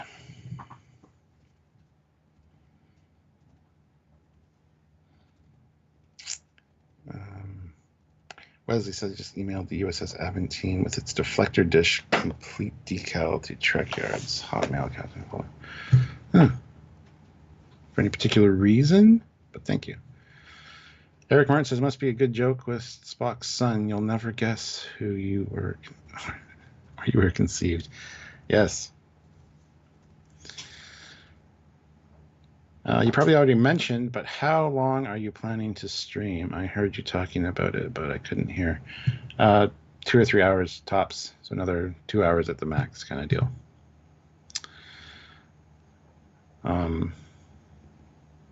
Like, does it play out in classrooms? Oh, no, I'm sure it'll be a lot of that, but it's also going to be, going out in the field probably to get actual practical experience. I'm sure it'll be an interesting show. Like, I'm hoping it will be, but we'll see. We'll see. I'm not quite sure what to expect from it. So, when is the next Star Trek show out? Well, the next Star Trek thing is January 24th, and that is the Section 31 movie streaming on Paramount Plus. Classic for real. If we had you and Sam drink more, would Academy and Section 31 turn out automatically good? That would take a lot of super chats and a lot of alcohol for us to just say that Section 31 and Starfleet Academy would be good.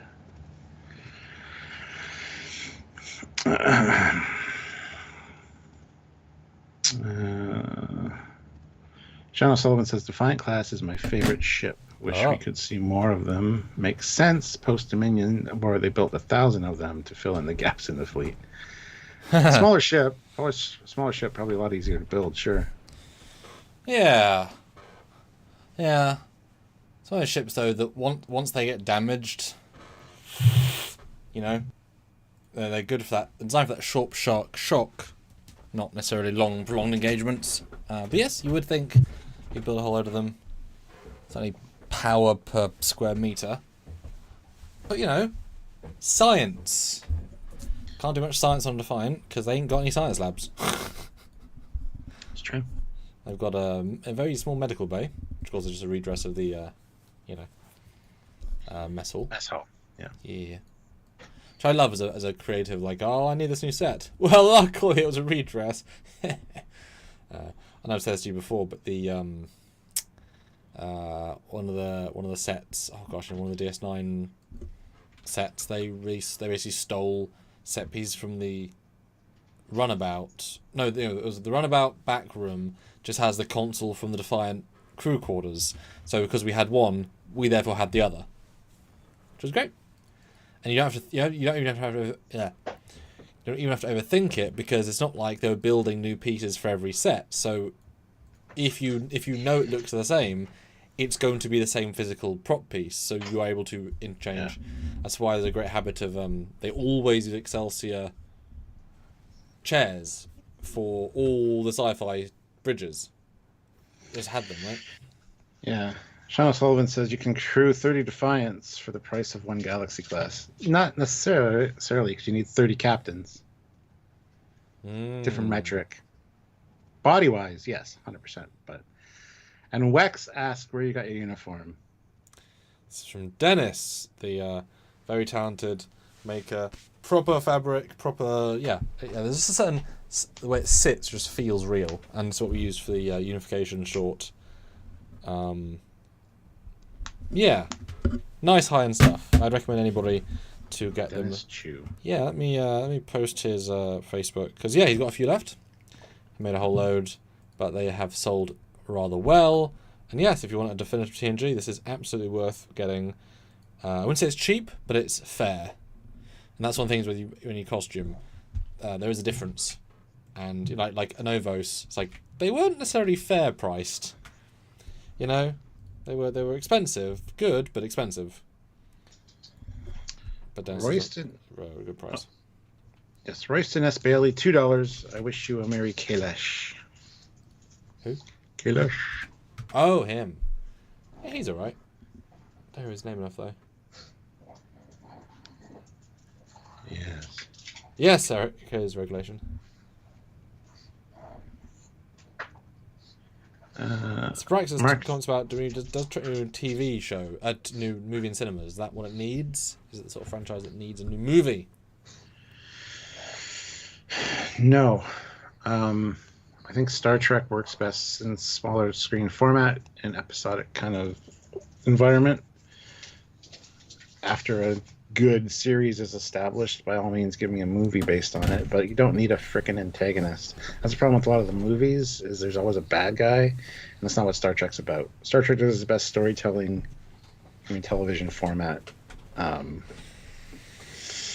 because it's a lot of the concepts and things that make Star Trek, the moral dilemmas and such, wouldn't necessarily play out well in a movie format. You need a big bad guy. That's just the new formula for movies to get people into theater. I don't know. That's my thought. I don't know if in new movies, they tried that with 2009. Yeah, it did good. Because there's no Trek for a decade. Yeah. The Hangul's there. So all the people that were hungry for Trek like us were like, new Trek, let's go. So. And it's tricky because, Star Trek 2 and 6 are both antagonist driven, but both have all the old canon along with it. There isn't anything new. I mean new literal characters, but they're Klingons, so therefore they are films with history and canon. Vija is interesting, but the film itself is a weird film. It's good, but it's weird. 3 is it's a heist movie, isn't it? Sort of, 3 is about friendship, and there's the antagonist would be crude, but yes, it's more of you're right. Scale. Yeah, that's a smaller scale villain that actually works very well. Yeah, he's just some guy, but the way it's not a galaxy-destroying plot, And 4, the villain is the situation, general people, so that works very well. 5, the villain is many people. There's actually a lot of villains, and it's crowded. Well, the villain's Cybok, then it's God, then it's Claw. So Soren is good in Generations, but misses many of the points. I like the Baku and Sona. That's an interesting moral question, and Shinzon's trying too hard, right? All these giant themes. But again, Shinzon's based on canon. Baku are new, but the movie itself isn't the best around them. Borg, of course. So they're all using existent villains. So if you were to do a Picard Legacy movie, and you have him fight an old villain who has history, for a reason that's meaningful, but not too big, sure. But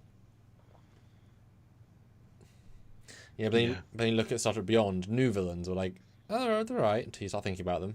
Yeah, a little bit of a problem there. Sean O'Sullivan, €2 at Sam. Looking forward to Who Christmas special? Doctor Who Christmas special? Is that a trick question? I don't even know. Did you see Shooty's season? No. Why not? It's the new really Doctor. Watch Doctor Who. Oh. It wasn't great. It had, I think, 2 good episodes out of 8. And one was written by the old showrunner, or 2 old showrunners, and he's just a very good writer. And the other one was good because the Doctor wasn't in it, but it was good until the end, and the end's absolutely broken beyond belief. But it's basically a horror without being a horror, so it's an interesting premise. It could be any show, right? It's not good because it's Doctor Who. It's good because it's just an interesting story until the end, but then it really ruins itself in the last 2 seconds. And the racism one, which is clearly a class episode, but it's actually a racist episode. That's good until the end as well, which breaks it a bit. Yeah, it's not been a good season. It's been certainly overall not high quality. The last 2 are really not good. Really problematic with lots of things. So no. I would have been excited if they'd looked at the reviews and changed course to adjust. But they'd filmed seasons 1 Christmas special and 2 before the first season came out. So all of the same team doing all the same ideas are the same until next year. And there's some really bad ideas. So I think those 2 seasons will be the same vibe without learning lessons. And they'd learn lessons. So we'll watch it. But I'm expecting a 5 out of 10. If it's better, then I'll be happy. But that's not a good thing to want. But I think 5 out of 10 seems fair. Yeah. Eric Martin says, I know they won't make a 4th Star Trek movie and just focus... I hope they don't make a 4th Star Trek movie, just focus on a good show and follow up to Strange New Worlds. A good follow-up to Strange New Worlds would honestly be a made-for-streaming movie about the handover from Pike to Kirk of the Enterprise. I would love that. If they end the series on a good note and then have like a streaming movie, I think that'd be great. Subraxis says, otherwise, I emailed Alex Kurtzman about him potentially producing a show based on Dragon Riders of Pern. No, I do not want Alex Kurtzman anywhere near Dragon Riders of Pern. The guy's no, he would fuck it up. He replied that it will be as great as Amazon's adaptation of Wheel of Time and Rings of Power. Ronald D. Moore is a huge Dragon Riders of Pern fan, and he was days away from shooting. They had sets built, they had everything, and Warner Brothers at the time was the one producing it, and they wanted to make changes, which would take it away from what Dragon Riders of Pern is, and he can't. They stopped the show because he would not agree to it, and I appreciate that because Dragon Riders of Pern is one of my beloved series, and it has to be done right if it's going to be brought to the screen. So, well, that's what I've said to you. No Alex Kurtzman. That's what I've said to you a few times. The idea is bad content better than no content? No. Because bad content is aimed at a large audience, and then they think that's what the content is. And every adaptation of it afterwards is based on their twisted idea of what it is. So no. That's a tough question. It really is. Yeah, because the thing is, about Star Wars, the bad Star Wars hurt the brand. Undeniably. Which means that, as we said before, Solo, the bad going to see Solo is an entire reaction to how shitty Last Jedi was and how it treated the fans. So a bad bit of content, that bad, probably lost them 100 million, 200 million in the next film, which is like most of the budget. Yeah. So if you make bad content, it creates... And now, that's a joke about many people say, I liked... Percentage-wise, I hate the Matrix films. Because there's one killer... and then some bits of 2 and 3, but for the most part, percentage-wise, the Matrix films are a terrible set of films. Remember the first one, right? So, the more you make this bad, it's I'd rather have nothing and then get something really good. Like, imagine if there'd been no Trek in 15 years and Otoy came out with Unification. You'd have even more tears, right? Yeah. If Ron Moore or Terry came back to Star Trek show, that would be great. Yes, 100%. They understand the fans, they understand the material, they understand the canon, they understand the lore. So yes. What were the changes they were asking for? Royston asked for the Dragon Riders of Pern. It was to make it more CW, I guess. More. I don't know the exact changes. I don't know the exact story. You can kind of. There's videos out there talking about it. Unfortunately, a lot of that information hasn't been released. But it was just. It fundamentally took away from the core of what Dragon Riders of Pern was to make it more flashy and more accessible for modern, younger audiences. And Ron Moore said no. And they had costumes, they had sets, they were like days away from filming, and he just said, "Fuck it, we're not doing it." Well, it's like which I appreciate. Well, it's like the Aragon film. I know it's pretty much hated by the book audience because it's nothing at all like the books. Marie, my other half, loves the books, hates. Well, at least the movie's so wrong. And it's like they never did anything else with it. Like it broke, like it came out, it was bad, it ruined the movie-ness of it. It's a struggle because you never know what you're going to make is bad until you make it, right? And a lot of the time it gets worse in production. And even Star Wars, the first one was bad until they edited it, right? Like it wasn't a well-made film until they crafted it back into something really good through the editing process. But also there's a funny quote. One of those actors roundtables they do for Variety or whatever. I think it was Colin Farrell, the Irish actor. He was saying, he was asked a question by one of the panelists, you know, do you know if a movie's going to flop? And he's like, oh yeah, sometimes I know it's terrible. Like, you know, you can't read the script and not know it's going to be, you know, the chance of it being good is very small. But money, need the money, and also it might be good, right? But, you know, how often is a singular actor to blame when the whole film is bad, right? That makes sense? I don't know. I didn't hear it. Sorry. I was talking to Sylvia. What did I say? What was I just about? Sorry. No, it's fine. Wow, it was in my head and there's a tie out in my head. What was I just talking about? Mustn't have been important, or it was a lie. Yes? No. Talking about Ronald D. Moore's Dragon Rise of Kern. No. Wanted to change it. Nothing What based on that. What was I just saying? Gosh, I was so informed and then I zoned out for like 2 seconds all out of my brain. I apologize. That's so funny. No, it's fine. People let him know what he was talking about. Yeah, what was I saying? I remember it as soon as someone says. Of course, that's how memory works. So I wanted to know your thoughts on if you agree or not. Probably. Oh yes, Colin. Thank you. Thank you, Son. Appreciate it. Yeah, how a bad actor, like an actor in a bad film, won't ruin. Like they won't often be blamed for it. So Colin Farrell, knowing from in the script this is not going to be a good film he's appearing in. Which is which film? We didn't say because that's rude to the filmmaker, right? But he was just Bullseye? saying, whichever. But he accepted because the money and the whatever, who he gets to work with. But like, they often know they're going to work on a bad film, but Yeah. it doesn't necessarily speak terror on them. You know, like how many actors do you think less of from being in a bad film? That's a weird question, but like, does it ever happen? Not many. I mean, there's a lot of actors I love that have been in bad films. Yeah. Even Nicolas Cage is just like a straight to DVD movies as of late. Yeah, And but who it's watches like- those? Exactly. Oh. He's still done some amazing stuff. So it doesn't. No, it's just a paycheck at that point. I don't have a problem with that. Yeah. Unless it's written by them and it's their brainchild, and then they Yeah. fuck it up. And I'm kind of like, yeah. But also, just might not be a good writer. So it's like, well, you just work. Yeah. But also, then, you know, I would actually kind of say yes, give actors passion projects that are bad, because they get to like make a film and experience, you know, whatever. Yeah.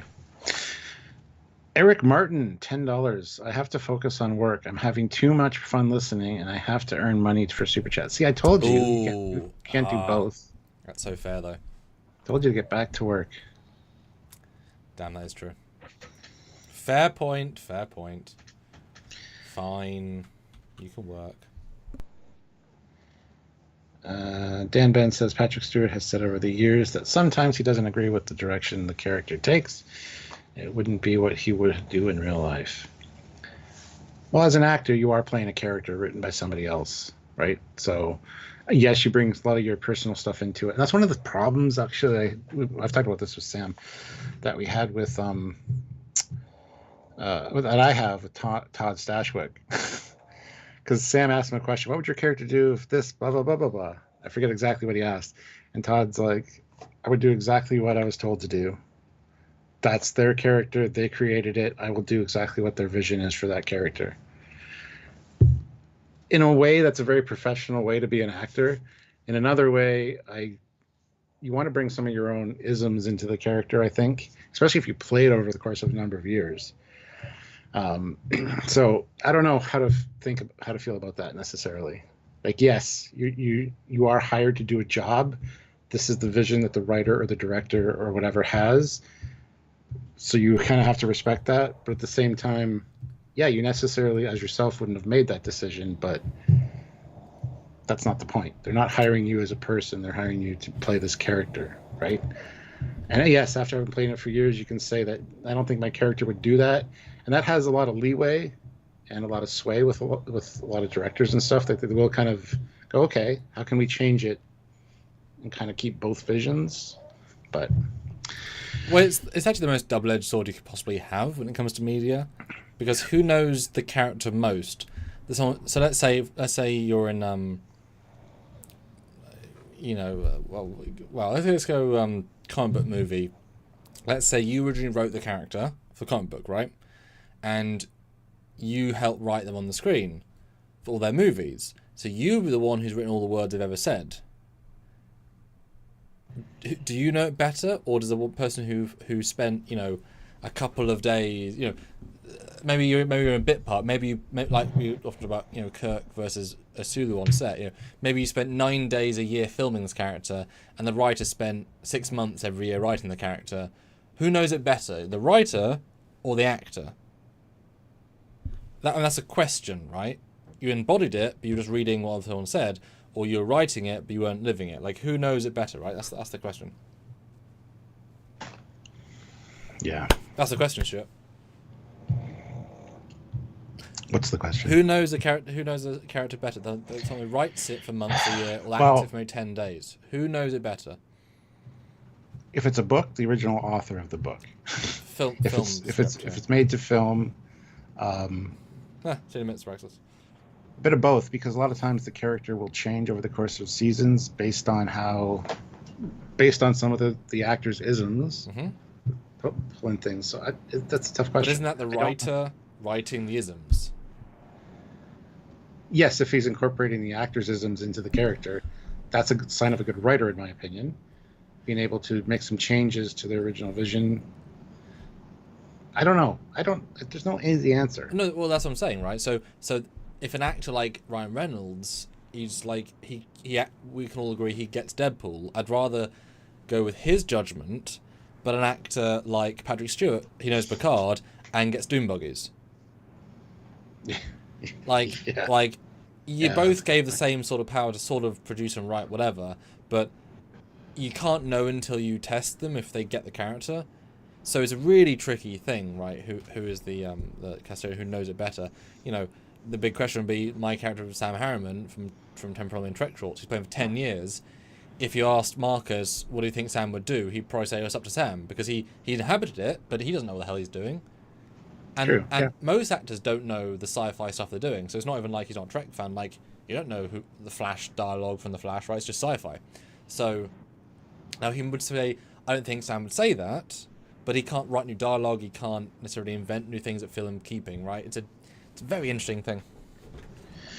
Oh, we got a $100 super chat. Oh no! Huh? Yeah. Y'all ain't drunk yet, boys. Oh, it's the most wonderful time of the year. We have phasers that glowing, the ships are exploding, and Klingons that cheer. Kalish! It's the most Trekyardy time of the year. We have logs and proper. We must be in good cheer. It's the most Trekyardy time of the year. Kalish! Okay, I have added to my pool of drink that is no longer not strong. One of the funny things about wearing a high-end uniform, same with the Voyager, is that unlike when we first got our uniforms, the really crappy ones for Halloween that one time, like, that's not how they felt to wear, right? That was just something. Even my other one, it's too tight, right? So suddenly having a real one, like, feel like a real one, like, it's basically built the same. You're now, every time you do something that's unusual, like that, or that's how they experience it, like the creases, the crumple, like, that's what they felt. It's always fun. Like, I pour that thinking, oh, this is how Patrick felt between takes when he was pouring himself a drink for a Christmas party. Yeah, it's a funny old thing. Thank you, thank you. Very much appreciated. That is the festive spirit. Indeed. Mm. By the way, 46 likes, guys. We're 4 likes away from 50, so hit that like button. Those likes up to 50. Yeah. Yes. Yes. So how would you? So just to go down again, if you were with William Shatner reprising as well as Kirk, and you were on set and you wrote his short, how much would you supersede to his knowledge? Not a lot, because he doesn't understand his character. He doesn't care about Star Trek. He never goes back and rewatches his old stuff. He doesn't know the character. He doesn't know what the character's done. He was there to do his job, delivered his lines, and left, and didn't think twice about it. which is sad and pathetic. So I wouldn't be super into what he says. And when it comes to doing what Sam Witwer did and recreating his mannerisms and how he reacts to, certain looks or whatever, then I would take his advice. But when it comes to the character itself, now if you get somebody that absolutely loves their character, knows everything about it, like Robert Picardo, his EMH, he knows that character inside and out. He remembers lines from various episodes. He remembers everything his character's done. 100%, I would be like, okay, what would your character do in this situation? I need some advice. And see what he says and then work from that, because I trust his opinion more than I would Shatner's, let's say. It's all about how the actors inhabit their characters. Is it just a paycheck to them, or is it them becoming the character?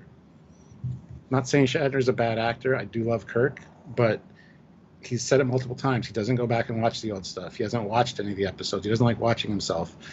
So he doesn't understand what the character's done and what the character's been through. He doesn't remember anything, pretty much.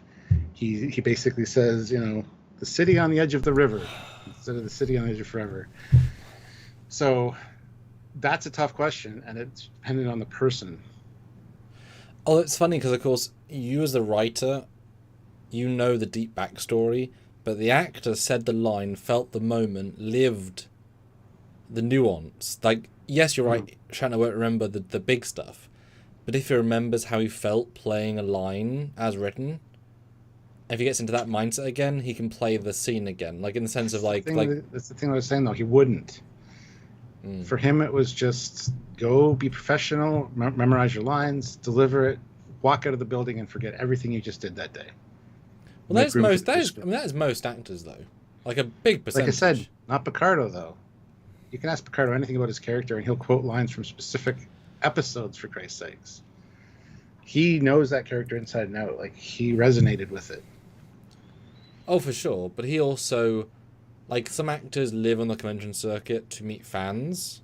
Like, if you're Shatner, you can charge twice what Picardo does, then you're there to make money to help your family and to buy cool things.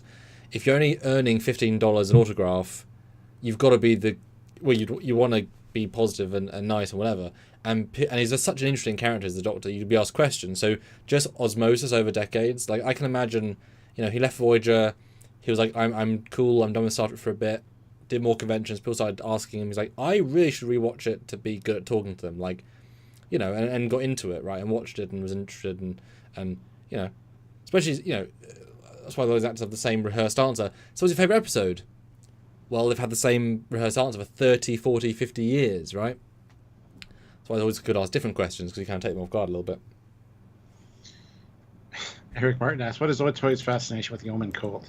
It's based on a story from a comic book where she's actually traveling through time. Yeah. I'm not 100% familiar with the story, but yeah, we've learned that since that this is based on that story. So we have somebody that looks like her, has the same kind of frame as her, so they're using that to tell parts of that story. So yeah, and the fact that they are creating new stuff, but it's all based on existent material, is refreshing. Yes, like they're not really inventing, but they are bringing to life concepts that people have had licensed and come out, and but it's like we've all had a video game or a comic or a book that's inspired us. So I'm sure Jules Irvin, or Irwin, I think his name is, like, if he's had a few things that inspired him when he was young, the idea of bringing them into the shows, like, of his shows, like, whoa. And same my fan films, I've done enough now to be able to pull things in from when I was young. And my Star Wars content especially, I've really pulled in some stuff that I've always super loved, that it's an excuse to bring into real life. And so I'm not here to change that stuff. I'm here to, I'm here to bring it to life, not to change it. Yeah. Wesley Gilly says Shatner was in a job. Disappointing. Can't remember, from TOS 1967. Well, see, at the time it was just a job. It was a show that it was a new show, new concept. They didn't think it would live past its run. Got canceled. They forgot about it for years. Got called back to do the animated series. Then got called back to do a movie. Then it became this gestalt, which was Star Trek, because of syndication. So at the time, yeah, filming it, you're not thinking, I'm going to be talking about this 50, 60 years from now. Also, conventions weren't really a thing, so just the concept of that is ludicrous, Exactly. But now you get into Star Trek and it's your meal ticket. You'll be able to go to the convention circuit forever. And when you go into forever. Yeah. when you go into it, you have the mindset of, all right, I'm part of this legendary thing. I need to get into it.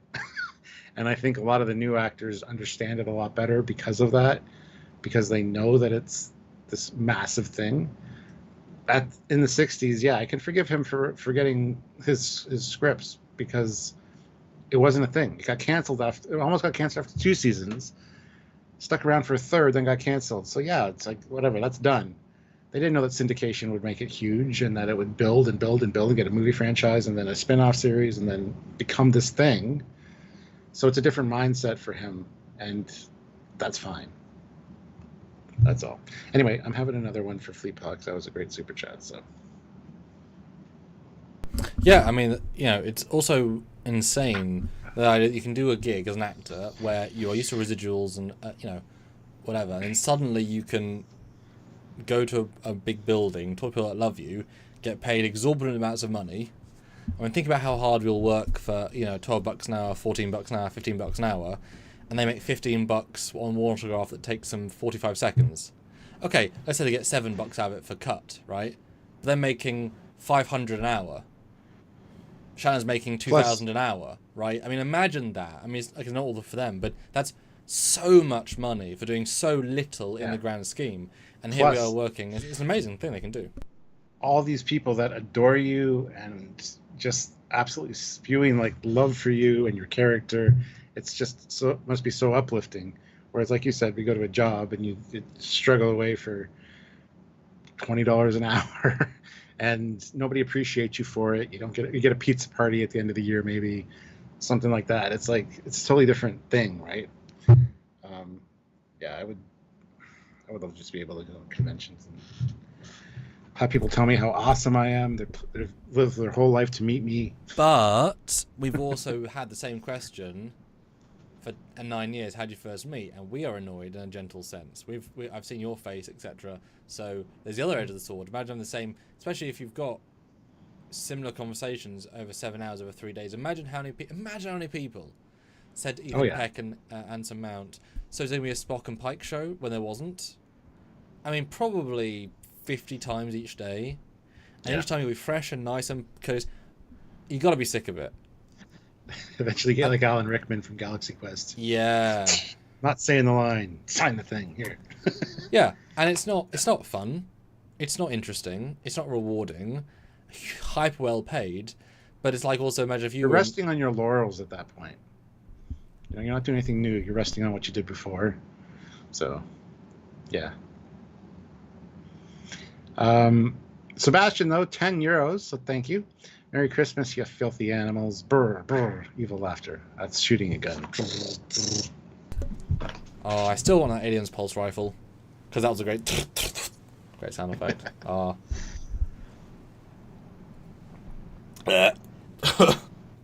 Classic for real. Having a flashback to the crappiest job I've ever had. When I finally got to leave, they threw me a pizza party. I'm sorry, Classic for real. I didn't mean to traumatize you. Yeah, jobs are weird, but you know, that's the thing. You know, Shatner can get $10,000 over a weekend, but also he lived in his car because he wasn't getting paid work because Kirk was After so Star Trek, overbearing that he wasn't hireable. So he was, you know, so in a sense he earned that because it became the thing, and he's able to now just absolutely have fun with his life and do whatever he wants and never work money. And you know, imagine that, right? Imagine like saying to your agent, I would like to do a convention and earn $12,000 in October. Can you book me something? And and this is not how it normally happens, but say you needed to email Chicago, say, hey, you do a convention, can Shatner come? You know, $12,000. Okay, cool. And you can kind of, you know what I mean? Like, that's amazing, right? But he was homeless and lived in his car and supported his several divorces, and you know. Yeah. It's crazy. Yep. And plus, you're always upended, honestly, with that lifestyle, because you're always moving to convention. If you miss a few, it's a big chunk of your, you know, you don't lose relevancy necessarily, because we'd all love to see Jolene Lala come back to a convention, but you want to keep doing it. You want to keep, and you're always moving around. You don't really you go into a different city every weekend. Like, that could be fun, but that can also be super tiring. Traveling for me is kind of rough. I just can't wait to get back home. But it's fun at the same time. But then again, you're in a different mindset. You know you'll be making how much money this weekend. Well, but also, we when Picard was happening, season 3, the energy feeling of, right, Thursday is going to be busy, Friday's going to be busy, Saturday I'll be editing, Friday, Sunday I'll be editing, whatever, and then Tuesday I'll do lives. So suddenly, like, the idea of having a dedicated, right, I got to travel 3 hours, 5 hours, 10 hours on Friday, do 2 weekends of full work, Monday you get back, you got Tuesday, Wednesday, Thursday, back again. So 3 days a week off because travel, and travel's not exhausting, right? And imagine going to Italy, because most of the conventions aren't in the US, like a lot of them. So imagine flying Italy on Friday, next weekend flying to Spain. It's like, but I was just, but you want to be home for 3 years, see your wife, etc. And the irrelevancy thing is funny because if you say no to a few conventions, people are going to think that you're hard to get. I mean, John Eves said it best when I asked him, like, why do you work so much? Why are you always taking on all this work? He says, because I'm afraid to say no. Because as soon as you say no, it's more likely that people won't ask you. So you accept all the jobs you get, even though you're overloaded with it. You don't want to become irrelevant. Not so much as an actor, the famous character, but, So, yeah, it's interesting. You don't want to... I mean, there's a convention circuit. There's a convention kind of season. But actually, I don't know if there's a season. It's probably worldwide all year round, but... I don't know. You have to be selective with what you took. Like the thing is, Shatner's autograph's not worth anything, honestly, because he signs so much. Whereas other people that haven't signed as much, their autographs are worth a lot more because they're more rare, right? So I've got a few Shatner autographs, and I'm like, yeah, it's not that much. Well, I mean, for me, it's the joy of having Shatner signed my work or my picture. It's not necessarily about the physical sign. It's about the wow. Them. Well, yeah, but like I said, having William Shatner sign my print of the Enterprise made by me, that's special. Making art is different. And I always think too, like, you remember every face you see, apparently. So after I've met an actor, anything they make after that, I'm like, they know sort of kind of who I am. My face is in their brain.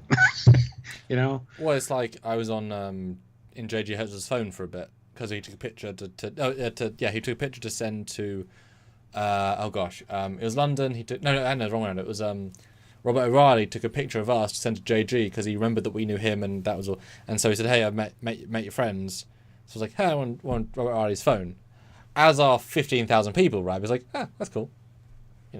Small thing, but it's quite cool. Mm-hmm. As that stuff goes. Yeah, it's a very weird life. Because also you as an actor, you want to act and go on set and perform and explore new characters. And explore new characters, and also then have a legacy from that, because a convention is resting on the laurels of your past work. And I've said this for about Walter Koenig before, but imagine 50 years to be told you're great and thinking it's some of your least good work. That's got to be kind of heartbreaking, right? Yeah, that's a good point. Or if you're a bit part, But if it pays for your life and your house, you accept and your it. Whatever, Mm-hmm. You got to be like, I owe something to these people, because if without them, I wouldn't have all this. So. But then it's like, imagine if you've done best work in the theatre and those 300 people saw it and moved on, or a movie no one saw. Like, an actor wants to ever improve and do good things, and that's why you hope you be known for a good role. Shatner, it's a great role, right? Like, it's nice when you're recognised for a really good. Although, side question: if you say Will Smith did conventions, he obviously doesn't, and he's whatever. If you were going to go see Will Smith at a convention, he was only $100. Mm-hmm. Never. What film? And so if you had to pick a headshot from a film, like a screen cap, and then a table, and all the different films, which one would you have Will Smith, who's such a varied actor of roles? Which one character would you have him sign a picture of resonate with you? Because obviously we look at Shatner, it's Kirk, Patrick Stewart, Picard. For someone like Will Smith, who would you pick as a picture? Jay from Men in Black. I'd also have to see a list of his movies and see the photos, but I think him as Jay with the sunglasses on and the neuralizer up would be the one. That's the one that I would associate him with. Or maybe Independence Day. That's a tough one. It is, right? Because he's had so many good characters, but they're all just kind of him. But That's why you want to go to different ones and get different pictures and different autographs. Mm. You know what I mean? Like, Who would you guys? Yeah, that's a good question. I don't know why you pick Will Smith specifically. Well, because he's done. Why not have him sign a picture of him slapping Chris Rock? That's what I want to do. Get that joke out of your fucking mouth. Well, no, but no, it's because he looks the same in every role, give or take, and he's similar, but we all resonate differently. Like, I might go Bad Boys, because I know you. Oh, would you? Oh. When you brought him up, I'm like, I thought Bad Boys because I know you like Bad Boys. Yeah, I like Mario. There's really good films, right? So I think I'd probably go Bad Boys because I really like that role. Whereas it's interesting, like Patrick Stewart, he obviously has a few, but Shatner, I mean, how many people are going to get Boston Legal, right? That's not that sort of scene. So it's interesting how it's like, that's your thing. Or like Robert De Niro, right? Who the hell do you pick? Yeah, it's such a broad plethora, right? Yeah. Fleet Pod, $10. It was like this for me. I couldn't care less about the signature. I care more for the memories, like helping JG up the ramp, learning Robin Curtis lives within a half hour of me. Oh, damn. Pissing Spiner off. You pissed Spiner off? What's that story? Goodness. We've had some really interesting interactions with some of the Trek celebs. Remember when Spiner signed the wrong name on one of the prints for our Indiegogo? And we're like, that's the wrong name. And he like put underneath, this should be your new name. Oh, I thought it his name. No, not his name. The person that bought the print from Indiegogo and wanted their name on it to whoever, right? Mm. There's some funny stuff, which you hope that they would remember. But again, they see hundreds of people, thousands. A day, yeah. Yeah, so yeah, are you memorable? Maybe. Well, that's partially why I wear the same waistcoat style each time, because then I go up to Garrett Wang. I mean, he's good at faces anyway, but he's like, oh, hey, Sam. Or hey you, hey, Dad. Like, because it's like you're jogging their memory by not changing, which kind of helps. Yeah.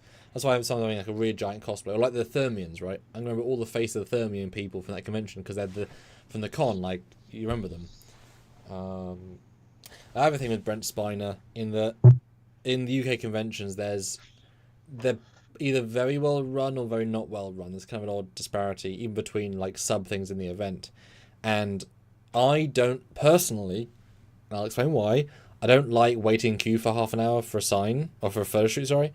Now you could argue, okay, why not? I have back pain, and standing still for a long time hurts my back. If I'm walking, it doesn't kick in, but standing still.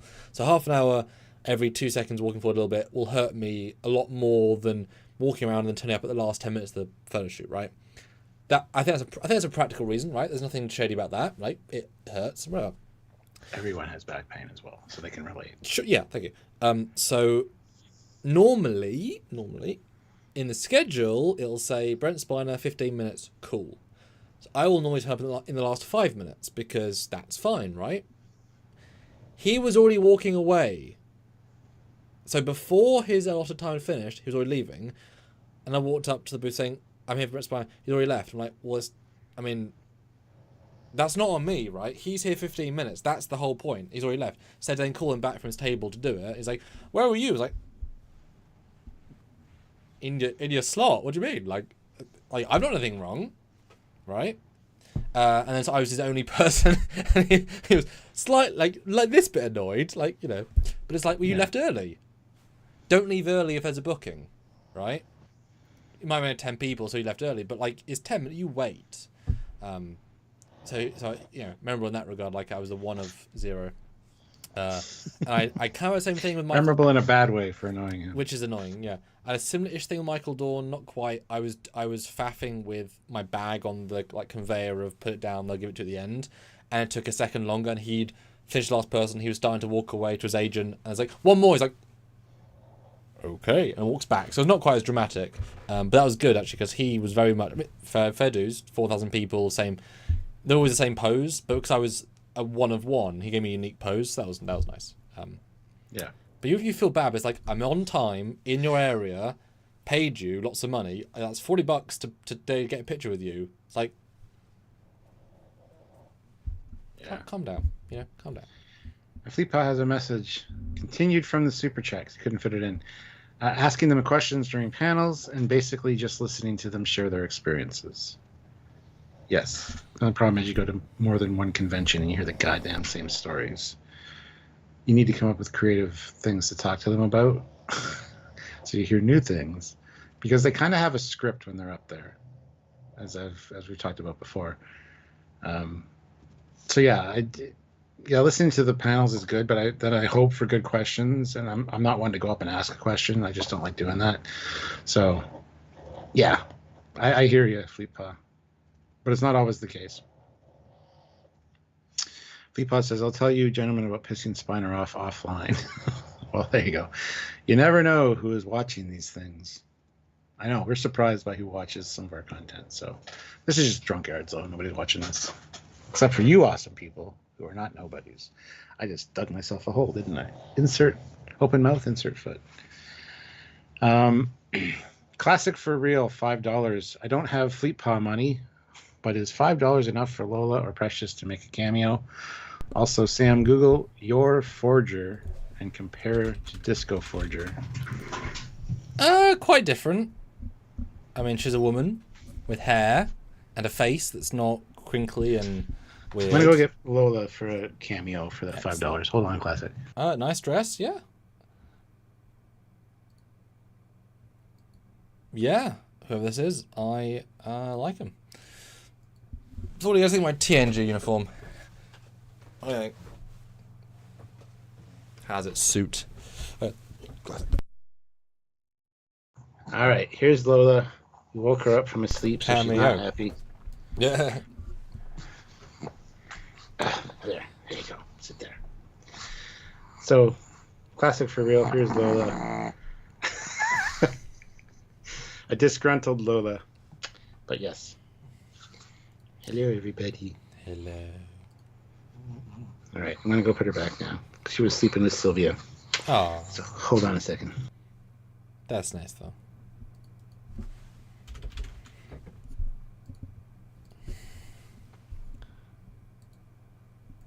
Yeah.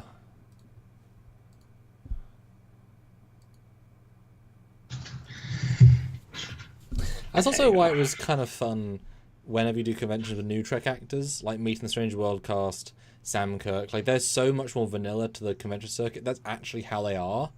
Versus a Minnesota who's like, it's been their job almost for 35 years. Fair dues. Yeah. You know, it was kind of nice to you know, and like the replacement to Bryce, that kid, that was so, he's just a guy, right? He's just some guy that happened to be hired, and now he can run the convention circuit for 30 years if he wants to. It's very sweet in its own way. Yeah, that's why I want to get cast in a Star Trek thing. Oh, there's a really funny, I consider it a little meme, a little joke, whereby the Showmasters Convention Circuit, which is the one you went to for me in Birmingham, they also do normal conventions throughout the UK, and the guy's a giant Star Wars fan. He knew the lead production designer of Star Wars back in the 90s when he was, you know, only in his 70s, and he was he's actually one of his Gary Hutzler, Gary Kerr, maybe, and he like has his archive. He was given it by his wife, really like important. And this guy has a warehouse somewhere in the UK. He literally owns a snowspeeder from the second Star Wars film. So that's pretty cool, right? And he owns one of the Millennium Falcon cockpits. Oh. As you do, right? As you do. Absolutely. And he in his museum in the UK, which I'll take you to when you're here next, he has one of the Return of the Jedi lightsabers, which of course is a Holy Grail piece, and he has them. He has one of them in the. Anyway, so he is very, very into Star Wars. He was like the solo way that Kenny Baker, who played R2-D2, earned money for 30 years, basically. Always at conventions, always meeting fans. Great, super, love it. He has a habit of bringing over stormtroopers who are in the original trilogy. Now, what I mean by that is he will have an act, let's say John Sim, John Blaine, John whatever, and the picture they'll show of him is a group shot from Return of the Jedi of the 50 stormtroopers. Yep. And like, welcoming John Sim, who plays stormtrooper in Return of the Jedi. And I'm thinking, that guy is my favorite stormtrooper. And he's signing autographs as guy from crowd in armor in one scene, maybe. Like, think about the dichotomy of that from Shatner, the leading man, to some guy in some crowd, maybe, with no proof he's there. Yeah. Would you ever pay for that autograph? If it was like $10, maybe. There you go. Because for me, that's interesting because you could talk to him about filming it. That's the interesting bit. Like, what's it like on set? Yes, and what it's like to wear the armor. But not the autograph itself. And obviously, there's not even a picture of him because they're whatever. But that's the theme of conventions. He was in Star Wars. Yeah, exactly. It's a piece of history that you're connected to. Yeah. So even if it's a small piece, you were there with the people. Or in front of the cameras. The actors might not have been there, but... Yeah, it's just so remarkable, that sort of thing. But Star Wars is such a thing. Because imagine if you were, as a collector, like a really diehard Star Wars fan, saying he's never done a convention, he was in Return of the Jedi, you got his sign, you got this giant poster, like, you've now got another Stormtrooper in the... Like, wow! Yeah. You know. Dan Ben says, The Empire Strikes Back lightsaber. You can see, says, made in New York on it. Yeah, if you watch the original Battlestar Galactica back, where they're doing, like, images of, like, circuit boards and stuff, for the complicated computer stuff, there's one that's a circuit board that says, made in USA, right along the side. I screen capped that and shared that on Facebook a few years ago when I was watching it. Maybe USA's a Battlestar Galactica Capricorn company? Yeah, United Soldering Awesomeness. I don't know. Automation? Sure, automation is the last part. Yeah, absolutely. Yep. Anyway, it's just funny. You're not supposed to be able to freeze frame things back then, so they don't care. They just flash it on screen really quick and move on. Yeah. Yeah, classic for real. That's the star power of Daniel Craig. He can choose to insert himself into Star Wars, and let's face it, who would have known? Or who wouldn't? Yeah. And yeah, he was uncredited. He was a stormtrooper. He can say he was a stormtrooper, but you never saw his face. You didn't know it was him. Yeah. United Space Authority. There you go. Thank you, Sean O'Sullivan. That's what USA stands for. Perfect. There are a lot of Star Wars characters that were barely seen in one moment. Yeah, I know, but all you have to do is be attached to something that becomes that iconic, and you can make a little bit of money from that. Even if it's residuals. If you go 1% of like something like Star Wars, you're making good money. Let's be honest. I've seen a few YouTube videos and TikToks of actors who open up their residual checks. And they're like, oh, $17 from this show. $147 from this show. 17 cents. And it's hilarious because they get them in like every month or quarterly or something sometimes. And it's such a, as someone who's self-employed like you are, who doesn't, if they don't do work, they don't get paid. There's nothing else happening, right? There's no like whatever. The idea for me is like getting Christmas bonus, right? We've never had Christmas bonuses for Trekyards. If anything, it's the reverse, right? So the idea of getting free money for work you did 10 years ago. Yeah. Why would you get free money from work? Now, like I say, most of the time it's cents, but a lot of the time they send like a $300 check. It's random. Especially if you're a character actor, you might get like 15 checks. 20. Yeah. Imagine getting 30 checks and they vary between $2 to $100. I mean, that's you know, kind of 100. But why the hell would you get free money from a job you did for a couple of days in 1987? Because the industry knew that you get typecast, you lose work, etc., etc. But it's such an odd concept to me because it's literally free money for doing nothing. Plus, you put hard work in to make them money, so they're trying to thank you for that. And especially since like actors can get like $800,000 for a role, yeah, and you're getting residuals after that. It's like you're an incredibly well-paid person. You know, we make super less than that for a whole year, and they can make that in 2 months working a few days a week. Yeah, and then Alec Guinness, who played Obi-Wan, didn't really want to be in the movie necessarily. And so he made a deal with George Lucas, said he get a certain percent of merchandise sales. And he was killing it for years afterwards, even though he kind of begrudged the fact. He was one of those actors that had done like Bridge over the River Kwai and all this amazing work. But he's remembered as like a space wizard that walks around in like a robe. And it kind of annoyed him because he was that upper tier actor, but he really cashed out with that. So Well, it's you know, life imitating art. The Galaxy Quest guy, you know, I was an actor once, played Richard III, and now I'm known for Grapthar's hammer. That bullshit. yeah, exactly. It's true. But also, imagine having anything remembered for. Like beloved for, remembered for, what you can print your own money for. Yeah. And Sean O'Sullivan asked, do you not get residuals from YouTube from all your old videos? We do, absolutely. But as Sam said, sometimes it's a couple of cents. It's all added to the monthly Google AdSense revenue that we get. Yeah, YouTube is only... You make money from tens of thousands of views. Yeah. So therefore, an old video from 10 years ago getting 30 views... Or sponsorships, which we don't do. Well, indeed. So a video from 10 years ago getting 400 views a year will be 3 cents. So yes, you might have 400 3-cent videos, but it's not going to equate.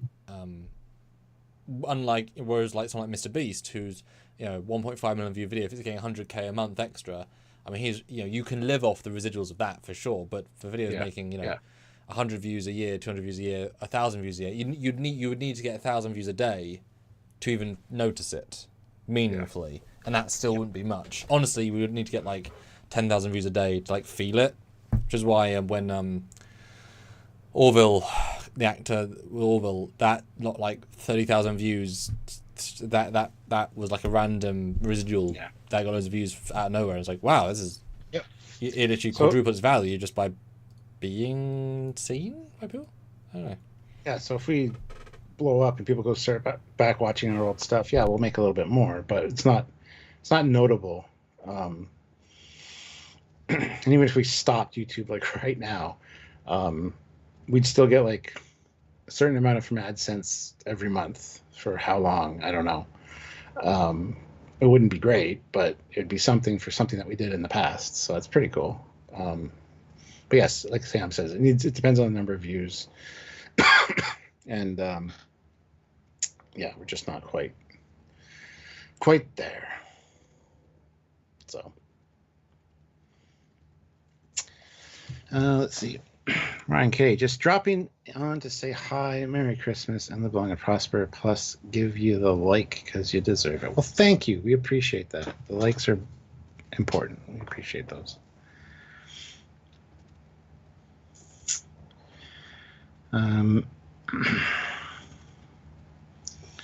Patrick Stewart was Royal Shakespeare Company for decades before Star Trek. Yeah, and he didn't think Star Trek would last. He left his bags packed in season 1 because he wasn't sure how long it would go. I mean, you're doing a spin-off show of a show that was 20, 30 years old, hoping that it does something.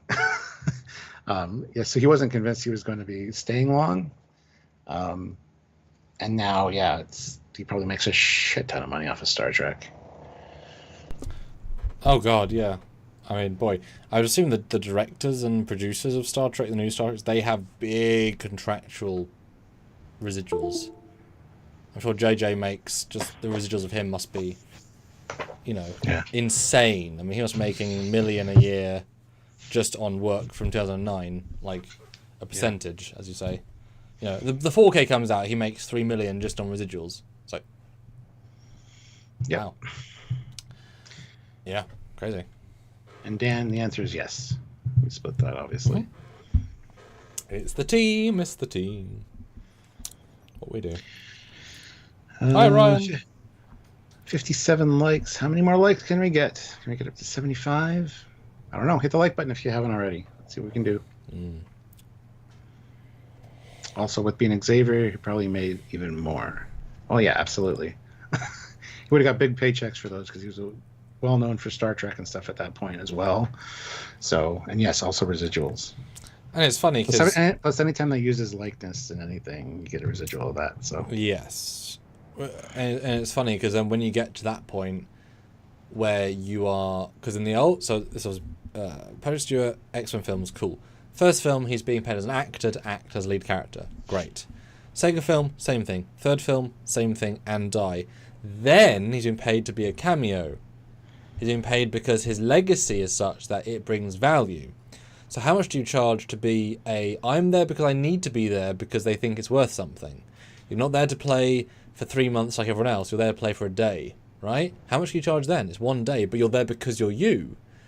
So how much do you charge for his cameo in First Class, right? That's the question. How much do you charge to be in Multiverse of Madness? He's just in a chair for 3 minutes, right? But if he had said no and the whole scene needs him, could he ask for $1 million? I mean, you need him, right? Which is why I'd like to think, and I believe it's probably true, that spoilers for Deadpool and Wolverine, spoilers for Deadpool and Wolverine, spoilers for Deadpool and Wolverine. And go. Spoilers. Yes.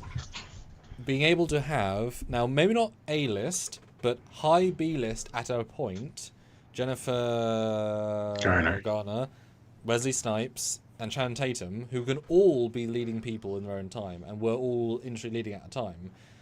If that scene was filmed, and they were in multiple days, that was a proper guest actor. That wasn't a cameo. They were all proper performances, which is what they all had stunt acting and great, probably several weeks each. Super. If they all charge their full rate, those scenes would cost $20 million just to film them. So they obviously did a deal to get them all in it, because you can't hire were A then B maybe C-list. Like Snipes is only a C-list or lower now, right? He isn't. Yeah.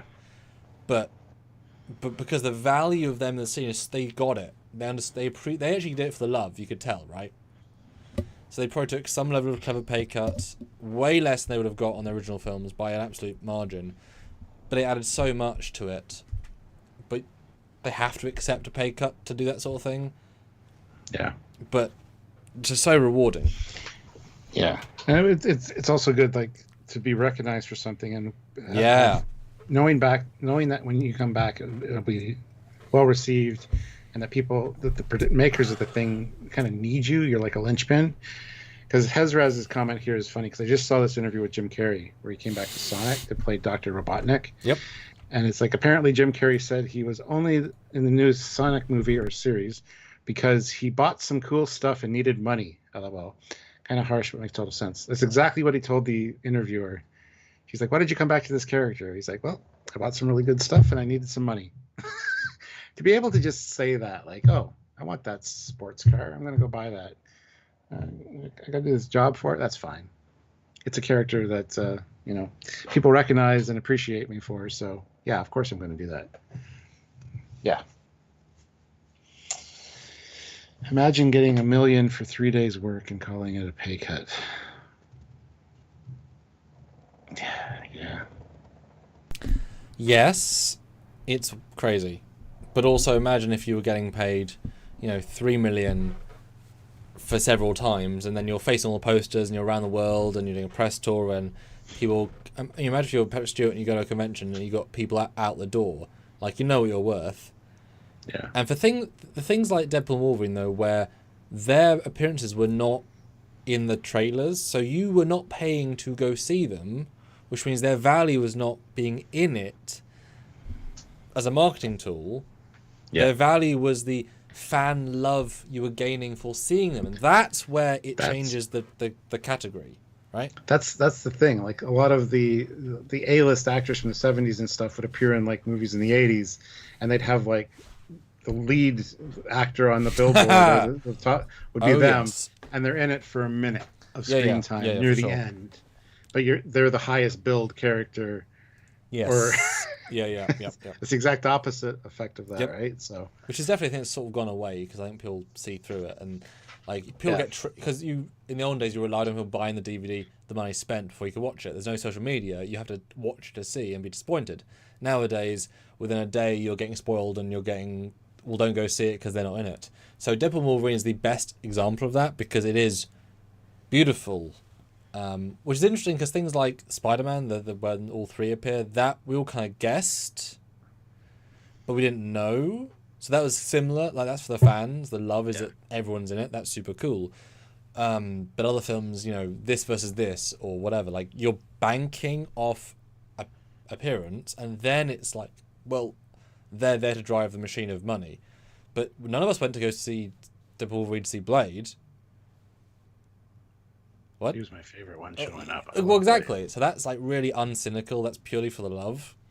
And the fact that they shoehorned in, you know, Pyro, is like, why is he in it? Because it's nice. It's cool. Could be anybody else. Wouldn't change a damn thing, right? So it's interesting how you'd like to think the media's changing a bit, because those, like, Spider-Man and that, and to a certain extent the Marvel Multiverse Madness, like, not telling people but having the love factor. Like, how much did Anthony Pike, whatever Pike's name is, Anson Mount, how much does he charge being Multiverse of Madness for, you know, 1 day of shooting without talking in a CG suit on a green screen, right? I mean, if he got more than 50k, it's like, really? But it adds something. So if you're, you know, it's all, yeah. Subraxis Stewart, aka Stewart. How much would you pay at a convention to see and get an autograph from Alex Kurtzman? No, serious? No, be serious. Serious answer. He'd have to pay me. Okay. I wouldn't. I don't want to meet Alex Kurtzman. Let's put it that way. I would pay the standard £15 for any basic autograph. To get a picture with him, because that's the low bar. It doesn't go below 15. But I would pay 50 to get 3 signs, so I can have 2 minutes of them talking. At 15 a pop. Because if you get more signs, you can get more talking. What would you ask him? Oh wow, that's an obvious question. I wouldn't have nice things to say. You'd break his nose. I wouldn't want to blacklist ourselves either. So I'd have to walk a fine line. I don't think I could ask him anything in that limited time. Which I know I kind of said I would, but I feel like I'd need to sit down and interview him. I'd need to actually get him in a room for 10 minutes and have time with him to kind of... So I feel like he's so professionally minded in the PR spin, he could answer any question in a way that I don't want him to answer it that way. They'd all be scripted answers. That's what I mean. It was like you saw my interviews with La'an. Like minute 6, we don't know where we're going. It's just a conversation, right? There's no script here. We're just saying whatever we're saying. You'd need to get into that point with Kurtzman to kind of get something new and fresh. God, what'd I ask him? The hell? How would you improve Trekyards? Well, he'd hire Chris Pine and a younger cast, and... No, he'd get his friend Bob Horsey to come and fuck up our scripts. Oh, that's such an interesting question. But if he asked to meet me, well, that wouldn't be good, because he would have heard what I have to say about him, so... Which is nothing bad. I think he's a human being. Because I feel like you'd have to... Even if you ask something as simple as, like, how do you feel about the backlash to the Trek of Discovery and such, you'd have a very corporate answer. God, that'd be a hard one, yeah. Why do you hate Star Trek so much? Canned response. Oh, I love Star Trek. I grew up with Star Trek. My favorite character was Kirk. Stuart, it'll all line with the canon eventually. Eventually, yes. By the end of my run is whatever. I got fired. Oh, I guess I'll never like the canon. Oh, whatever. That's fine. Yeah. Yeah. Yeah. I don't like him. I've made no bones about that. He's ruined a lot of things, including Transformers and some other stuff, so it's fine. He's incompetent. But he can play the corporation side of things and get where he needs to be, and that's, kudos to him. He's got some kind of skill, so anyway. Yep. Anyway, 57 likes. We're still not at that 75. I thought we might be able to get to, so if you haven't hit like yet, please do so. Super chat in, anything you want us to drink or whatever, let us know. How much did you pay for Avery Brooks? Oh, up to like $80, $100 for an autograph. That's different. It's totally different. Sisko's my favorite captain. Plus, Avery doesn't do anything anymore in that regard. So, yeah, I'd pay pretty good money. And it's sad because I was at his last UK convention, not knowing it was the 5 captains, and it was an absolute clusterfuck. But I could have gone to get a sign or a photo shoot, not knowing he would never going to do it alone again, pretty much. But all that's super interesting, though. He's so ill that he can't make tens of thousands of dollars.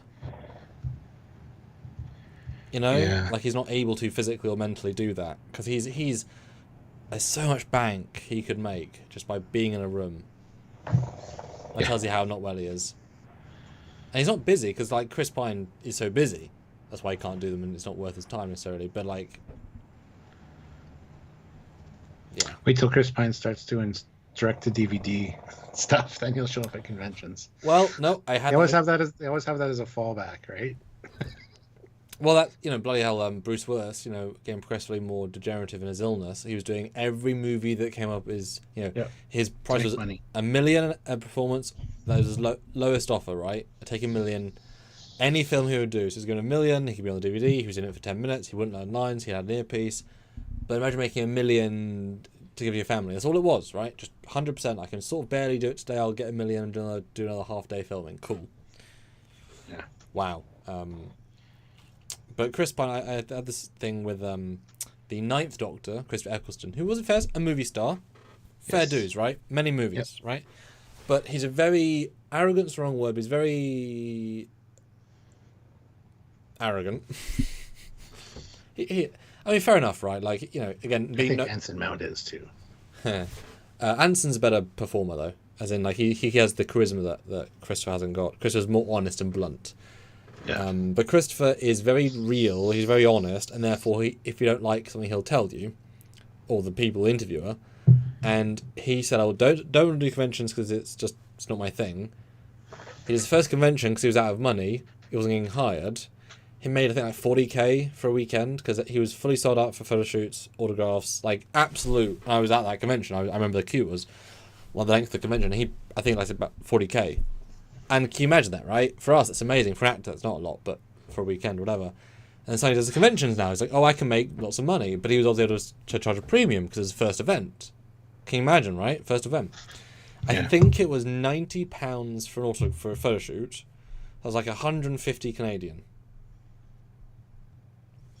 That's the top range, right? That's like you really have to want him. And I said no, because in 10 years he'll be 50.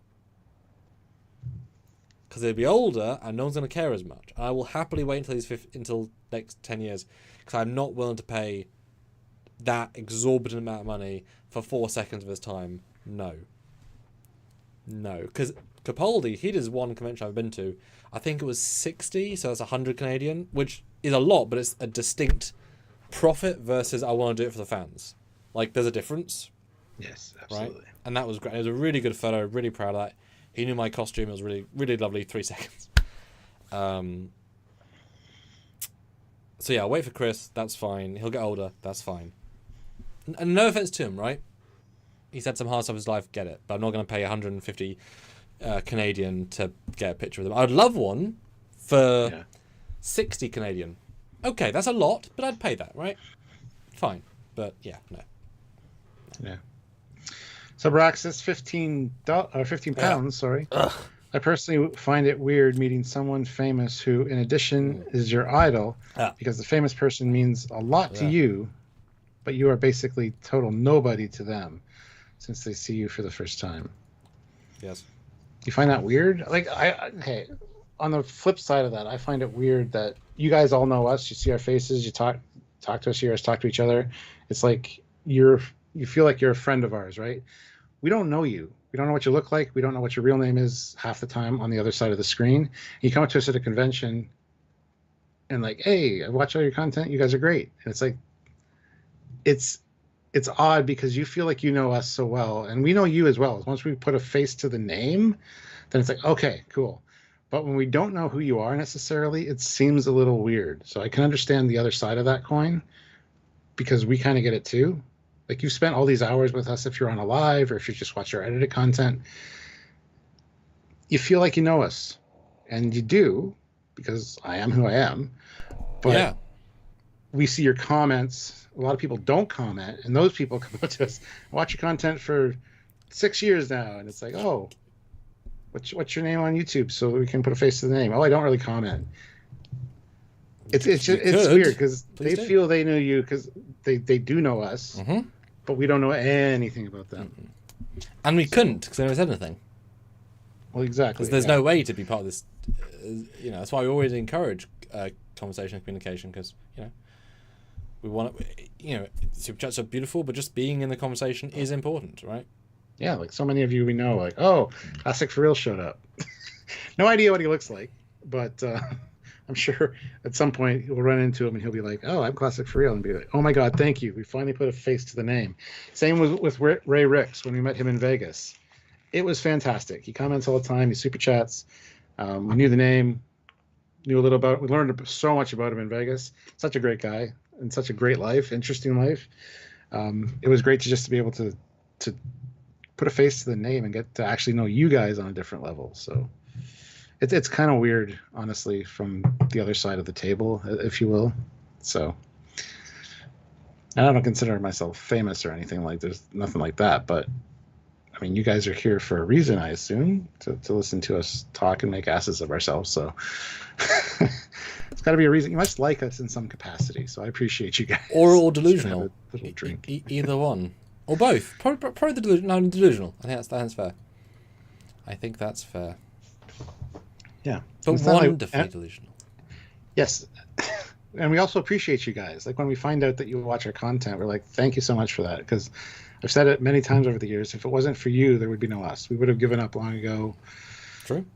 As long as people are showing up and enjoying the content and contributing and helping us out, we absolutely love you guys. Yeah. I love doing this. I would do it if I didn't make any money. I couldn't if I wasn't. Find another way to make money. But nice to. Yeah. I do like talking about this kind of stuff and doing this. So I mean, 30-minute full breakdown of the Defiant we saw on Saturday. It's such a niche thing, but boy, is it worth doing. Right? Like for you guys. Speaking of, I'm going to be back in 1 second. You do a thing. Yeah. Matthew DeFriedis, meeting someone famous. They are only famous because you and society have made them that. Talk to them like a real human being you hang out with at home. Ask them about their work and their role. They'll chat. 100%. And I've said that to many people. Even people that message me on Facebook Messenger or whatever. They're like, oh my God, thank you for talking to me. You're so awesome. I love your content. And it's like, relax. I'm just a regular person just like you are. And I've got to know a lot of them. I've become friends with them, like Eric Martin, who's here. And there's quite a few others. Fleetpaw, who was a watcher, then became a mod, then became an admin. Then we got to meet him. I consider him a good friend now. So, yes, we are just regular people. And we don't always want to talk about the things. I mean, I say that, but everybody that I talk to that I meet from Trekyards wants to talk about Star Trek, obviously, because a lot of times they don't have people in their lives that watch Star Trek or can talk about it. So that's why they come here. So even though I've talked about a particular episode 15 times in the last week, I'm more than happy to chat with somebody about it. But it comes to the point where after, once you get to know them and you hang out with them a bit more, you don't talk about that anymore. You just talk about everyday stuff. So it's interesting. Hezraz says, to be fair, some of them might be following advice of advisors. So they're charting so much because their advisor says.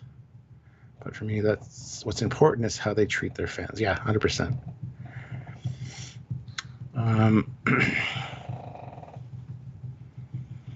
Sean Sullivan, I do appreciate you make videos like that economically never pay you for your time. Hezraz, I always find it weird when someone meets someone famous and acts weird about it, because I would try to just be chill about it because they're a private individual and you're not the character. Yeah.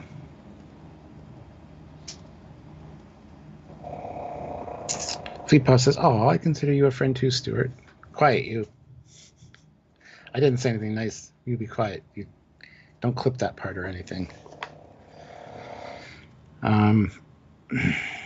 They know me in Killarney when I crashed up on the beach. Area sailed from Galloway. Nearly fell in twice. I don't know what you're talking about, Wesley, but cool. Dan Van says he would ask about sci-fi, not just Star Trek. Yeah. Good call out there. Hezraz, like, it would be cool to meet the cat, but Trekyards is just one aspect of his life. I hear the puppy snoring so cute. Yeah, she's snoring on Sylvia's lap over there. So, and it's funny because you say that Star Trek's just one aspect of my life, and it is. But I'm surrounded by Star Trek stuff every day. I can't go one day without hearing Star Trek mentioned from somewhere, somebody. It's definitely a part of my life, always has been, even way before Trekyards. And would I change it? No. But I can't. I mean, subconsciously, I block out all the Star Trek things in my house on my days off, I guess, kind of. But every now and then I'll go out to my Tomy Enterprise and turn the lights on and just stare at it, even if I'm not doing a live or anything that day. So, but yes, there are different aspects of my life. That's why I have my personal channel as well, so I can talk about that stuff. So, Fleetpaw says, Sam's okay too, but you're better, Stuart. Wow, he's back for that. I probably should have read that before he got back, but... So I now have Brothers Premium Cider, natural flavours made in Somerset. That's the $5 one. Sean O'Sullivan says, I saw a random video of Trek Vegas, and in the background, Samuel was talking to Star Wrecked. Oh, and I was freaking out.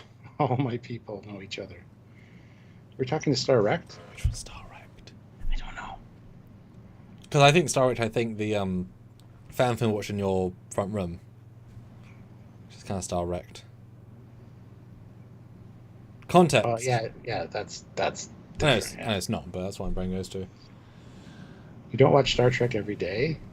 No. Although if there's nothing else on, we don't want to stream anything, I'll just put it on Pluto TV, and we'll switch between the TNG channel and the TOS channel. Every time there's an ad, we'll switch to the next one. So I watch it a lot. It's funny because we do so much new content, and of course I'm here to edit it and to do thumbnails. Like, it's a bit more of a grind on my side. I don't really, I love when I do the new content, as in watch it, review it, cool. But I don't tend to just watch it for love, because there's obviously so many more shows and movies, right? If I only have an hour a day for some random TV, I'm going to pick something new, because I only have so many hours. Or I do my own stuff, of course, I'm a creative, I said earlier, I took me 6 hours to convert Tobias's Enterprise C from grey to workable. That's a long time, right? It takes a long time. The Ahsoka show is finally coming out on 4K in January. I'm going to get that. I said to you last year I'll finally watch it, but at least I better watch it in a higher quality medium. But that'll be fun. But yeah, I do so many cool things, and my Star Wars content, which I'm looking at again, thanks to some networky thing I have. It's when you're creative and you can make things, and it's just time to produce it. It's you can't do your own stuff, right? Especially when it does take a while, or just the R&D, or so many things I produce. Let's say it takes me 7 hours to set it up, but it renders for 30 hours. Well, sooner I get it going, the sooner I can have it rendering. Or I could watch 4 episodes of TV, and then now it takes another 3 days because I've got yeah. Almost wish your brain could multitask like Data. Watch something, read something, working on something, and absorb it all. Yeah. Yeah. Well, to some extent, I do have that with YouTube. I mean, YouTube videos, right? People do new things. I like debates. I'm not a political person, but I like listening to political stuff because people get so heated, and it's amusing, right? It's not because I care; it's because they care. It annoys me. I don't like confrontation or anger. Well, yeah, but it's TV anger, so it's like mitigated by the fact that I'm a medium. I have to be in the mood for it, because a lot of times that kind of stuff will just depress the shit out of me. So, yeah. Yeah, I don't know. Most stuff doesn't affect me in any meaningful way, so it's like, yeah. There's a boycott in London. Okay, well, we're here in Bedford. Yep. And I looked at there's a podcast I listen to which is like 8 hours long, and they do it like once a week. So that's like 8 hours of my second monitor I just play. I have to think about it. But I don't tend to watch TV because TV is more thinking. And I even have some friends who, and this is not you, this is other people who will, like, I send them something to watch, and they'll say, I'll watch it on doing dinner. I'm like, no. Please stop and watch this, because all the details are there visually. It's not a second screen, it's not a phone thing. Like, it's a watch it. So I don't tend to watch anything new of TV on my second monitor, because I can't Yeah. I literally can't look at it, right? Yeah. Dan Ben says, yeah, I don't often rewatch a lot of Star Trek because I remember it all. You say that, but I know Star Trek really well. And I will rewatch things and pick up little nuances or things that were mentioned, or even totally zone out, focus out the foreground characters and dialogue, and watch the background characters, stuff like that.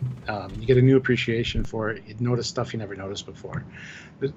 So if you're watching something you're very familiar with, I suggest watching the background, watching the extras, looking for the little cue or their marks on the floor, looking for that kind of stuff, because you notice them. You don't notice it the first couple times you watch it because you're focused on the main story and the actors doing their thing, which is great, which we're supposed to do. But when you know it so well, you just start zoning out and watching other things. Like me and Sam, we watched... What did we watch when you were here? Which movie was it? Star Trek 6. Yeah, I thought so. In 3D. Yes. Let's put it 3D. Which we've both seen probably more than most other films. Yeah. Percentage-wise, right? And we were like talking about the stuff in the background. Like, did you notice that? Did you see that? It was interesting. It was a good experiment. Yeah, because it's several things. A, it was a big screen. Obviously, it's your TV, right? But for me, it was a big screen, which does help seeing background assets. 3D was different, and I like talking through movies, not cinema movies, but like the experience of watching a movie. And it was a really fun, like, random evening of whatever, because we saw loads of things that were super, like, niche. Yeah. Because, like, it's not about the movie, it's about the experience. You see different things. It was also great. Like, yes, our TNG reviews are fun, that we go through the episode live with you guys. But to be in the same room and actually have a conversation back and forth while it's playing is a totally different experience. So, let's see. Bradley Leonard says, Star Trek 6 in 3D? Question mark? No, it was my Samsung TV has 2D to 3D conversion, which usually does a fairly good job. So that's how we did it. And it's not the best 3D, but it's still, it gives you a new experience for sure, which is interesting. Well, yeah, it was definitely an experiment on top of experience. And it was, when it worked, it did work enough to be noticeable. But the great thing about 3D in most scenes is that it really is actor foreground, everything else background, right? That's the generic AI you could use for that. So, but as soon as you have that separation, it's like, okay. Yeah. But I remember it did the starfields really interesting, like space versus ship. That was interesting. Yeah. No, it was, yeah, it definitely was. But as with any 3D, the joke being, it becomes so normal you forget it's 3D. So you kind of got after about 10 or 20 minutes, you got to remember you're watching a 3D film because it's just doing something intangibly cool. We also threw in the movie Prometheus, which in 3D is pretty great. We never finished the film, unfortunately. But that was different. Even though it's kind of an interesting film, certain scenes in 3D really pop out. Like when I forget his name. David is in the room, the engineer room, and he fires up that hologram, and you got that 3D hologram. That's really cool in 3D, and that brings your brain back to like, oh shit, this is 3D, and it kind of immerses you again. Yeah, that was a good side by side. Like, what is a real 3D and fake 3D? But we should have watched Doctor Strange, whatever Madness, Multitude of Madness, because that in 3D is freaking trippy. We should have watched that. God damn it, I have that one too in 3D. Well, screw me then. Next time on Watching 3D in Your House. Fleet Pass Swiftback, $2. So say we all. I'd be able to code, edit, etc. by now. If we had Data's brain, yes, 100%. Yeah. Yeah. Well, it's like I've joked. I had a friend at university who I did a fan film trailer. I just shot in at a convention over an hour of an Arnold Schwarzenegger impersonator in full costume, and a friend of mine who came to just be at the con, who's wearing a suit, and we made a Terminator fan film trailer, and my friend at university somehow managed to make liquid metal bullet hits in After Effects that were fully like, that's yeah, I'm like, how'd you do that? He's like, oh, I made a noise and made it a water, and I was like, oh, so you did this to do this. Yeah. So same thing. If you just learn a software, you could do infinite things, but learning is always the tricky bit. Sabraxis is leaving. See you later, Sabraxis. Thank you for joining us. Wish us all a Merry Christmas. Have a good one. Kevin Scott 76 throws in $10. So thank you. Hey friends, Kevin is my real name. I am a professional cellist or cellist. It's not cellist. Cellist. Saw Star Wars opening weekend. Celestin? What? Dallas, 1977. Went to TOS conventions growing up, and I wrote Gene Roddenberry in 1979, and he wrote me back. That is awesome. Oh, from the day where you could just write a letter to a PO box and then send you a personal headshot signed with a little letter. Yeah, that'd be amazing. That's very cool. Have a drink for that, because yes, Kevin Scott, we see you in here all the time. Yeah. So appreciate learning a little bit more about you. That's awesome. And 10 is amazing. Thank you very much. Professional cellist, eh? So, when you listen to like orchestral things like Star Wars or anything John Williams, do you like? How's the musical brain work? Are you like, where's the cello in there? I'm interested. Dan Band says to use 3D glasses for 3D. Yes, and mine's an active matrix display, which means powered glasses, which means proper resolution. which means full resolution in each lens. Yeah. The passive matrix LED or passive matrix 3D that you get at the movie theaters splits the screen into 3D and does this, and you don't realize it, but you're only getting half the resolution in each eye. Which is fine if it's 4K giant, but exactly, it's not the same if it's 1080p small. Cheers, Kevin Scott. Thank you. Thank you. Yeah, I did my thing. Ezra's $7. Keep it up. Thank you. Thank you. Yes. Yeah, it's you know Linus Tech Tips. Yeah. Yes. Yeah. So he just read recently he promised his kids they couldn't watch Avatar 2 until they saw Avatar 1 in 3D. Okay. I have both of those in 3D as well, and they're fantastic. Yes, indeed. Well, yes, yeah, they are. They really are. And so he promised that, but he was trying to build. He was basically doing a video. You know, he likes making videos of fun things like that. And I'd recommend watching it because you're a 3D fan. I thought of you while watching it, where he wanted to. He's obviously rich, but also he works for it, so I commend him for that. And he's like, if I'm gonna build a 3D interior home cinema add-on to my cinema setup, it should be the best I can do. Makes sense.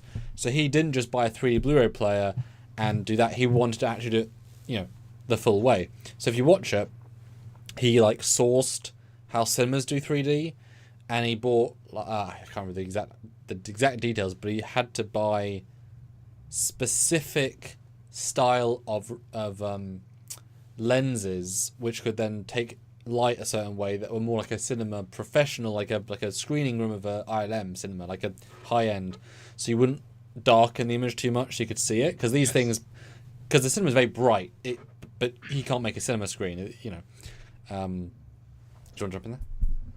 Yeah, I was going to say that's the problem I have with my 3D, because they are like sunglasses essentially, especially when they turn on, they get dark. It darkens everything. So the 3D mode on my TV I have ramped up to vivid. Yeah. So it's brighter, so it kind of overcomes that a little bit. It's still noticeably better when you take the glasses off. It's just brighter, but yeah. Sorry, go ahead. No, yeah. So he did that, and they're very expensive and very clever, and there was wrong answers and right answers, and he also didn't want to rely on a Blu-ray because it'd be noisy. So he would, he bought the Blu-ray, he ripped the Blu-ray, but he had to re-encode it in a 3D format, and he went through loads of stages of testing, and he wanted a full res version, so he actually bought 2 full projectors and lined them up to get actual 3D, all those steps. And he said, and at the end it was his son was there, he's watching a thing, and he's like, this is really amazing. Yeah. He didn't hold any bar, and because it's a cinema but in your room, he said it was actually worth it because he experienced it, and his kid was, oh, that's cool. Yeah. But that is a movie where the 3D is meaningful, and so a lot of work to do, but it certainly was additive. It's an experience for sure. Hezra, member for 52 months at the rank of lieutenant, says Jolene came back as T'Pol. I thought she was done with Star Trek. T'Pol and Trip, 63 years in another dimension. Curzon and T'Pol friendship.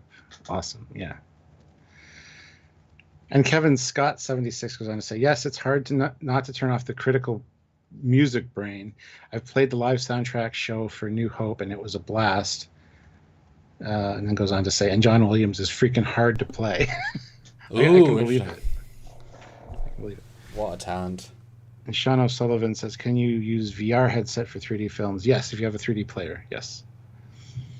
Because it uses each specific lens to do the thing. So, yes. You need a 3D player, though. Yeah. Yes.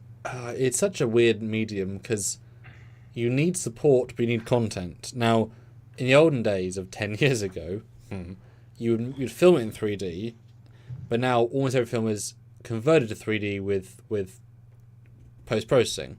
So it will never be real, but given they are still selling merchandise in that 3D, it has to be good enough, right? But if you keep investing in the tools to make better 3D, then of course it'll look better and better. And so therefore any film could be 3D, as we tested, right? Any film could be 3Dified with the tools, because I said earlier, foreground, actor, background. Now yes, a giant field, the depth of that is going to be variable, but in reality, if you do f1.2, it's all out of focus. There's a lot of, it isn't that varied. The problem I have with the Samsung 3D conversion, when I watch TOS in 3D, which is fun, which we did, a lot of times, actually Star Trek 3 specifically, for some reason, movie Star Trek 3, when you put it in 3D, the Kirk's hairline is not here, it's like back here. Everything else looks good. Some hairlines move back because I think it's a background image. So the hair always looks kind of wonky on some films with certain lighting. So that's something to keep in mind. 3D conversion is great, and Samsung does a really good job of it with their TVs. But I don't know how much I trust it, because it's got to do it on the fly, right? Like, it doesn't know what's coming up next. It just changes it with the scene, and it's tries to extrapolate what would be 3D. So it's just interesting. It's not always great.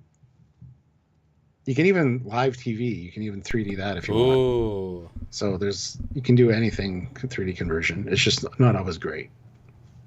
Or sometimes it's fine, but there's no depth to it.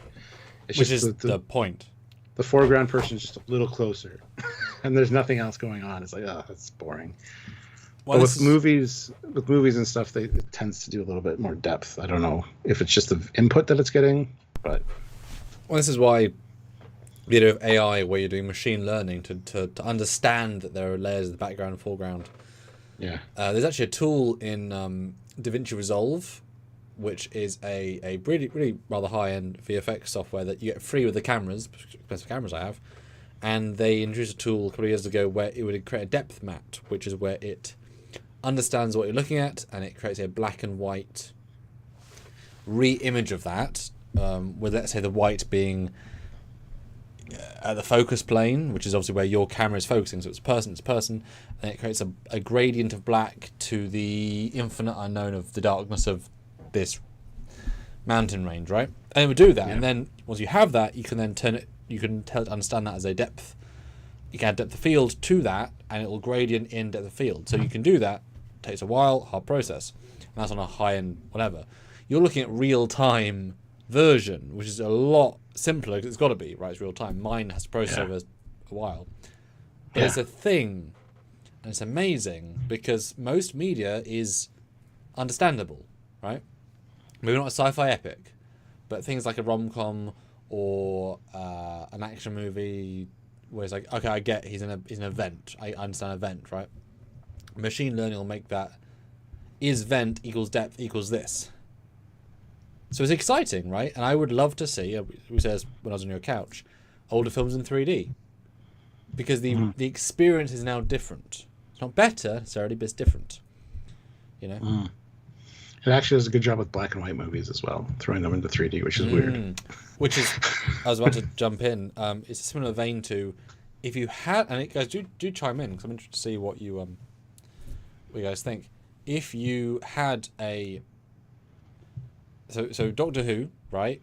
First 3 Doctors black and white, and a bit, some of the third, and they've last year and this year they've just done one for each Doctor, a recolorization movie-vised version. So they've taken the most famous story, give or take, recolored it, and cut it down from 6 episodes of half an hour into 1 hour and a half, right? Cool. Yeah. The first time they did it, it was the first Dalek story. Cool. This last time, which is the one for this Christmas, they're doing the last second Doctor appearance, War Games, where he regenerates. Cool. Now that is manually going in and assigning colours to black and white.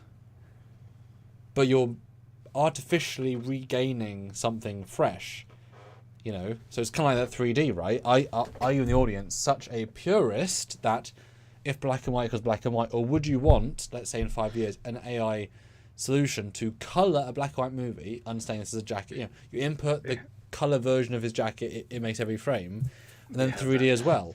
Like, how would that feel if you could watch those things in colour 3D? I would love that. I love black and white. Like,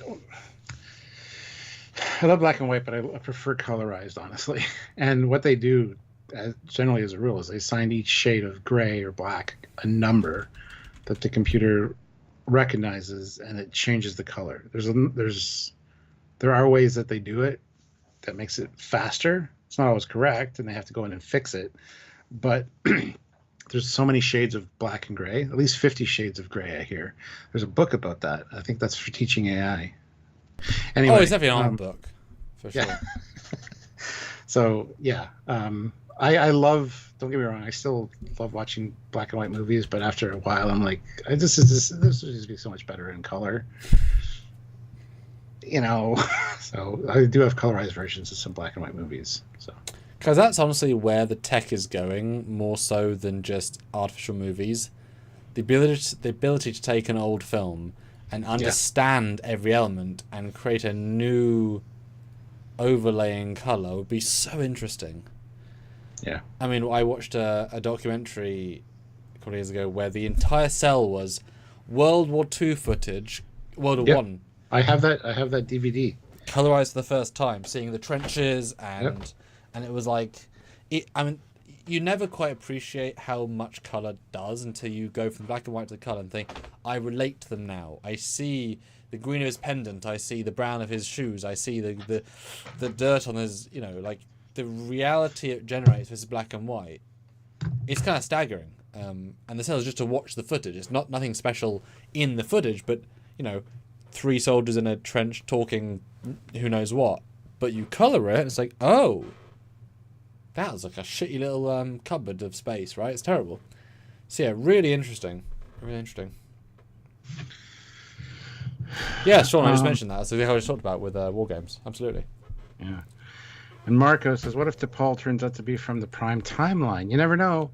With the theory that Tripp's death was staged by Section 31, maybe that's why she's on Section 31 Boimler ship. Yeah, I'd be fine with that, actually. Because, yeah, I don't like that he died, so... Who does? But they do say in the episode, everyone's from a different universe, so they kind of already answered that question going in. Yeah. Yeah. Yeah. We just want to see all of our people more again. That's just, that's just key. Just the way of the thing. Sean O'Sullivan says, Samuel, did you see that they're doing a Doctor Who remaster for Christmas? Cutting a serial down to move it? He just talked about that. Yes, that's what I was referring to. Yeah. Shows the greatest worst change episode. Yeah, it's pretty good job. It's pretty bad. I don't consider it the worst episode. I think The Child is the worst episode of TNG, probably. Or no, well, hashtag Code of Honor, but horrible for different reasons. Yep. Yeah. It's all subjective, that is. Hezraz, has anyone watched Agatha all along? I'm not going to lie, I almost think they based some of Agatha styles on Mystery from Doctor Who. I watched the first 3 with Marie, and I rather liked it. I thought it was actually quite interesting. Have you seen it? Not yet. Yeah, I mean, Agatha was good in the show. I obviously know the 3 or 2, I know through the spoilers.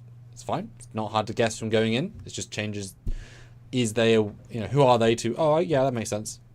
No, it's always funny when, I think also you and me both. We've gone from watch content to review content a lot of the time, and it changes how you approach the 100%. There isn't the bad. There's the okay. Let's discuss the good and bad. It balances you out a bit. I can't get behind the anger that a lot of people have. I know anger equals views, but fuck that. Right. So Agatha all along had a lot of negative reviews and a lot of positive reviews. So knowing that going in, I was enjoying it for what it was. That's something that I don't have for Marvel that I do for Trek. You know, we've said this a few times going into the Low Decks episodes, I'm expecting something else. I'm wanting something more, right? That's us bringing our own bullshit onto it, not just enjoying it for what it is, right? But knowing what it could do. So Agatha all along, I was enjoying it for what it was, not for what it could have been, because it's like, oh, that's cool. That's good. Yeah, I'm enjoying that. Yeah. Does it need to do a lot? No, it's just it's a fun ride. I'm enjoying it. Yeah. Mm-hmm. Plus, I do quite like, this is not quite what the show is, but it's more WandaVision, the idea of shifting character versions as we go. I thought that was an excellent format for WandaVision, where every episode they change the TV show style they're in. So they go from, 1960s Bewitched style to Malcolm Middle at a point. And it's like, that's really fun. That's really, really interesting idea that just was cool. I like stuff like that. Fiko says, Beverly rising up a ghost that lives in a candle is pretty bad too. Yeah, Sub Rosa is pretty bad. I didn't know this, but Shakar is in Sub Rosa. He plays the love interest. He's the So Kira's love interest from Deep Space Nine, same actor. It threw me for a loop because we saw Sub Rosa maybe a month and a half ago when we were just doing that thing of throwing on Pluto TV on the TNG channel. Sub Rosa was on. It's like, oh my god, is that Shakar? And I'm like, Jesus Christ. I love reoccurring actors in Trek. It's like a game. Well, it's kind of hard to watch TNG and not think, oh, there's Efron Cochrane. Yep. Exactly, yeah. But he's not. Yeah, no, it's pretty fun. All right. Which of the Marvel shows do you enjoy then? Which ones have you seen and you thought that was awesome? What would you classify? WandaVision was great. Mm-hmm. Mm-hmm. I don't think I've seen, what is it? The one with Nick Fury. I haven't watched that one. Secret Invasion. I saw 3 and then we stopped. Yeah, I think I saw 1. I wanted to watch it. I just never got back to it for some reason. I guess all along it was kind of on our watch list at some point, but I enjoyed it. Jazzed to check it out. So nothing wrong with it. And then you got Winter Falcon Soldier. and the Winter Soldier is good. Yeah, we enjoyed that one. I think of the other one. They had the Marvel lady show. Haven't watched that one yet. She's good. She's great. She's best part of the Marvels is Khan, whatever her name is. She's great. It's so funny. She grew up being a Marvel movie fan. Yeah. Yep. Oofta. Yep. But it comes across 100% in the performance. It's really nice and genuine, which is it's a good show. It's a silly show, but it's a good show. There's some really nice performances in that. What other shows are there? Oh, Loki. Loki's great. Loki's fantastic. Yeah. Yeah, Marie didn't quite like season 2 as much, but I thought it was pretty intriguing. Mm-hmm. Mm-hmm. I think season 1's better as a single narrative, but it was going for a smaller scale, better told plot. Season 2 is way more complicated and way more.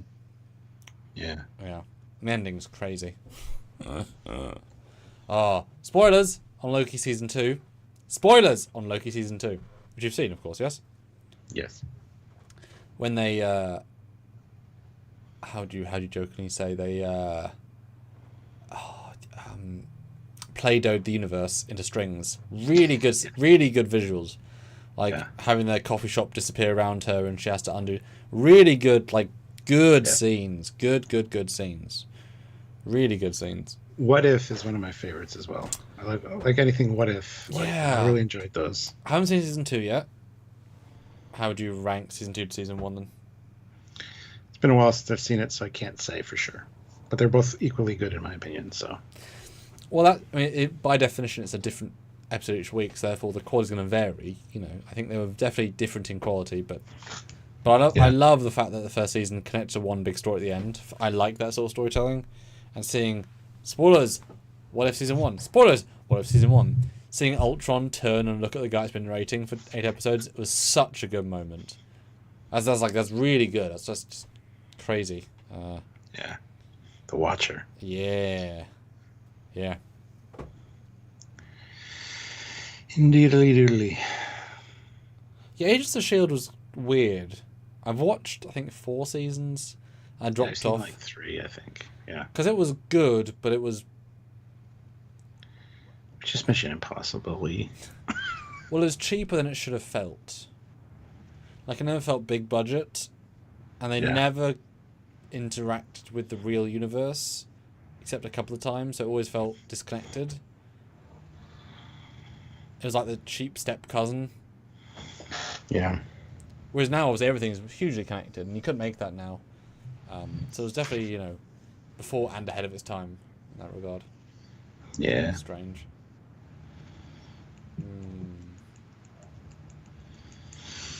Yes, indeed, sir. Alrighty. Well, I think might as well wind this down. Yeah, I mean, personally, Stuart, I'd love another $7 in super chats. That would guess for a number. Perfect. So we super chat in $10. We'll be happy. Or that, right? I mean, that's even easier. Yeah, our nice first Drunkyards this month. We have a few planned. It's been a very nice, gentle time with you, Stuart. Been nice Indeed, chat. there will be another Drunkyards next weekend. Talking about Lower Decks in general, because it'll be the season finale that weekend. So, yeah, a drunken Lower Decks rip, but also celebration.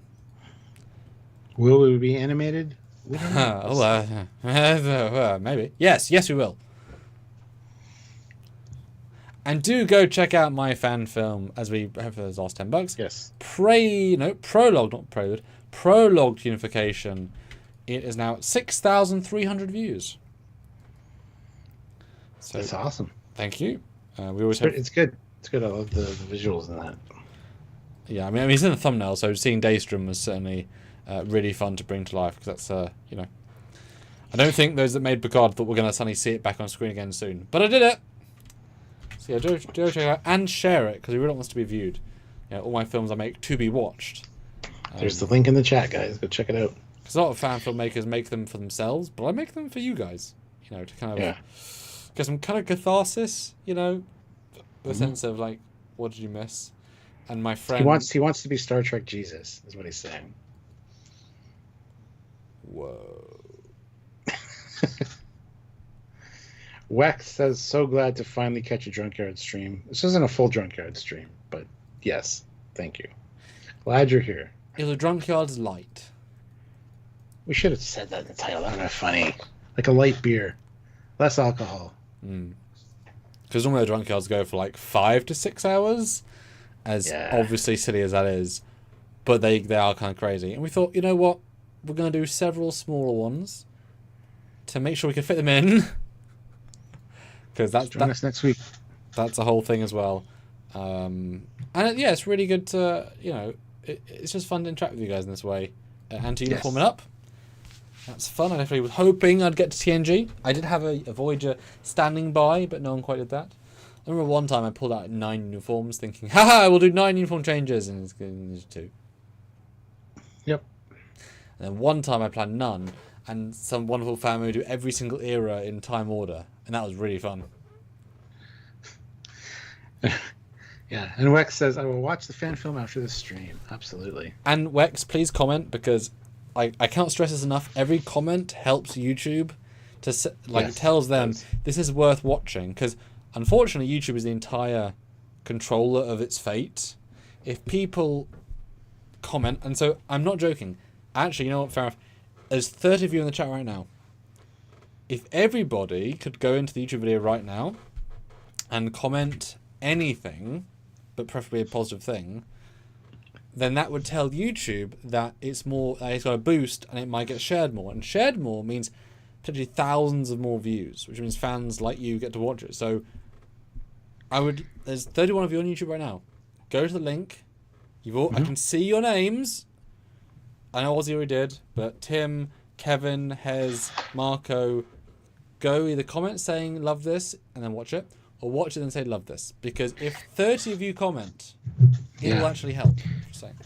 And when you're done that, go check out some of our past content and do the exact same thing. Start from episode 0 of Trekyards. There's an episode 0. Which is not the first released.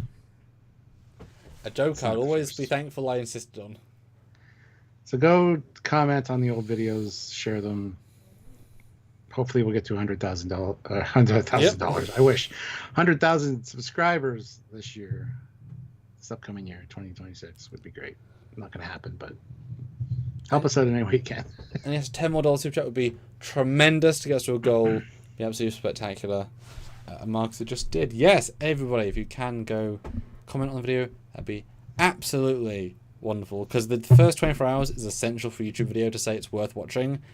Actually essential. So yeah, this is the time that if you can spare the 30 seconds to go on that link and say hi, great video, it will help. So please do, and thank you. A lot of people are doing it, so good. Hope it helps you out.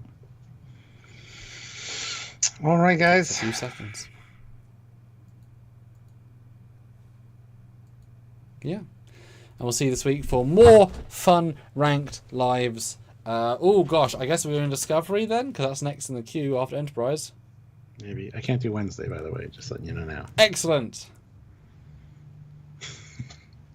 But check us out 4 p.m. Eastern Standard Time. Yes. We're usually doing a live, so. Yeah, we've had a lovely track record of looking at ranked ships and characters. It's been a very interesting set of debates. And we still have Picard to do, Lower Decks to do, Prodigy. Ooh, no, Prodigy, have we? Ooh. That'd be interesting. That would be interesting. I don't think we did Lower Decks either. I mean, we went back to the original ones, but yeah, Lower Decks and Prodigy would be interesting to see. Lower Decks we'll do next week after the season finale. I think that's the proper time to do it. Yeah. So. Which is Christmas week. Ooh. It's not going to work. The week after. The week of the 31st. Because who knows? We might say change our opinions after one episode. Who knows, right? Who knows? Join us so you can know. Yes, join us. Join one of us. One of us. Anyway, thank you for watching, guys. Have yourselves a fantastic rest of your weekend. And good luck on your Christmas shopping. Yes, and we'll see you very soon. Thank you, everybody, so much. You'll see us soon. Until then, he's Captain Foley. And he is Commander Cockings. He or is. Santa Cockings, as it is now. So, stop playing with your balls. Singular. Oh, But my furry ball. No, in fairness, that's a tribble, right? You can shave those, you know. Anyway, bye, guys. Bye. See you guys later.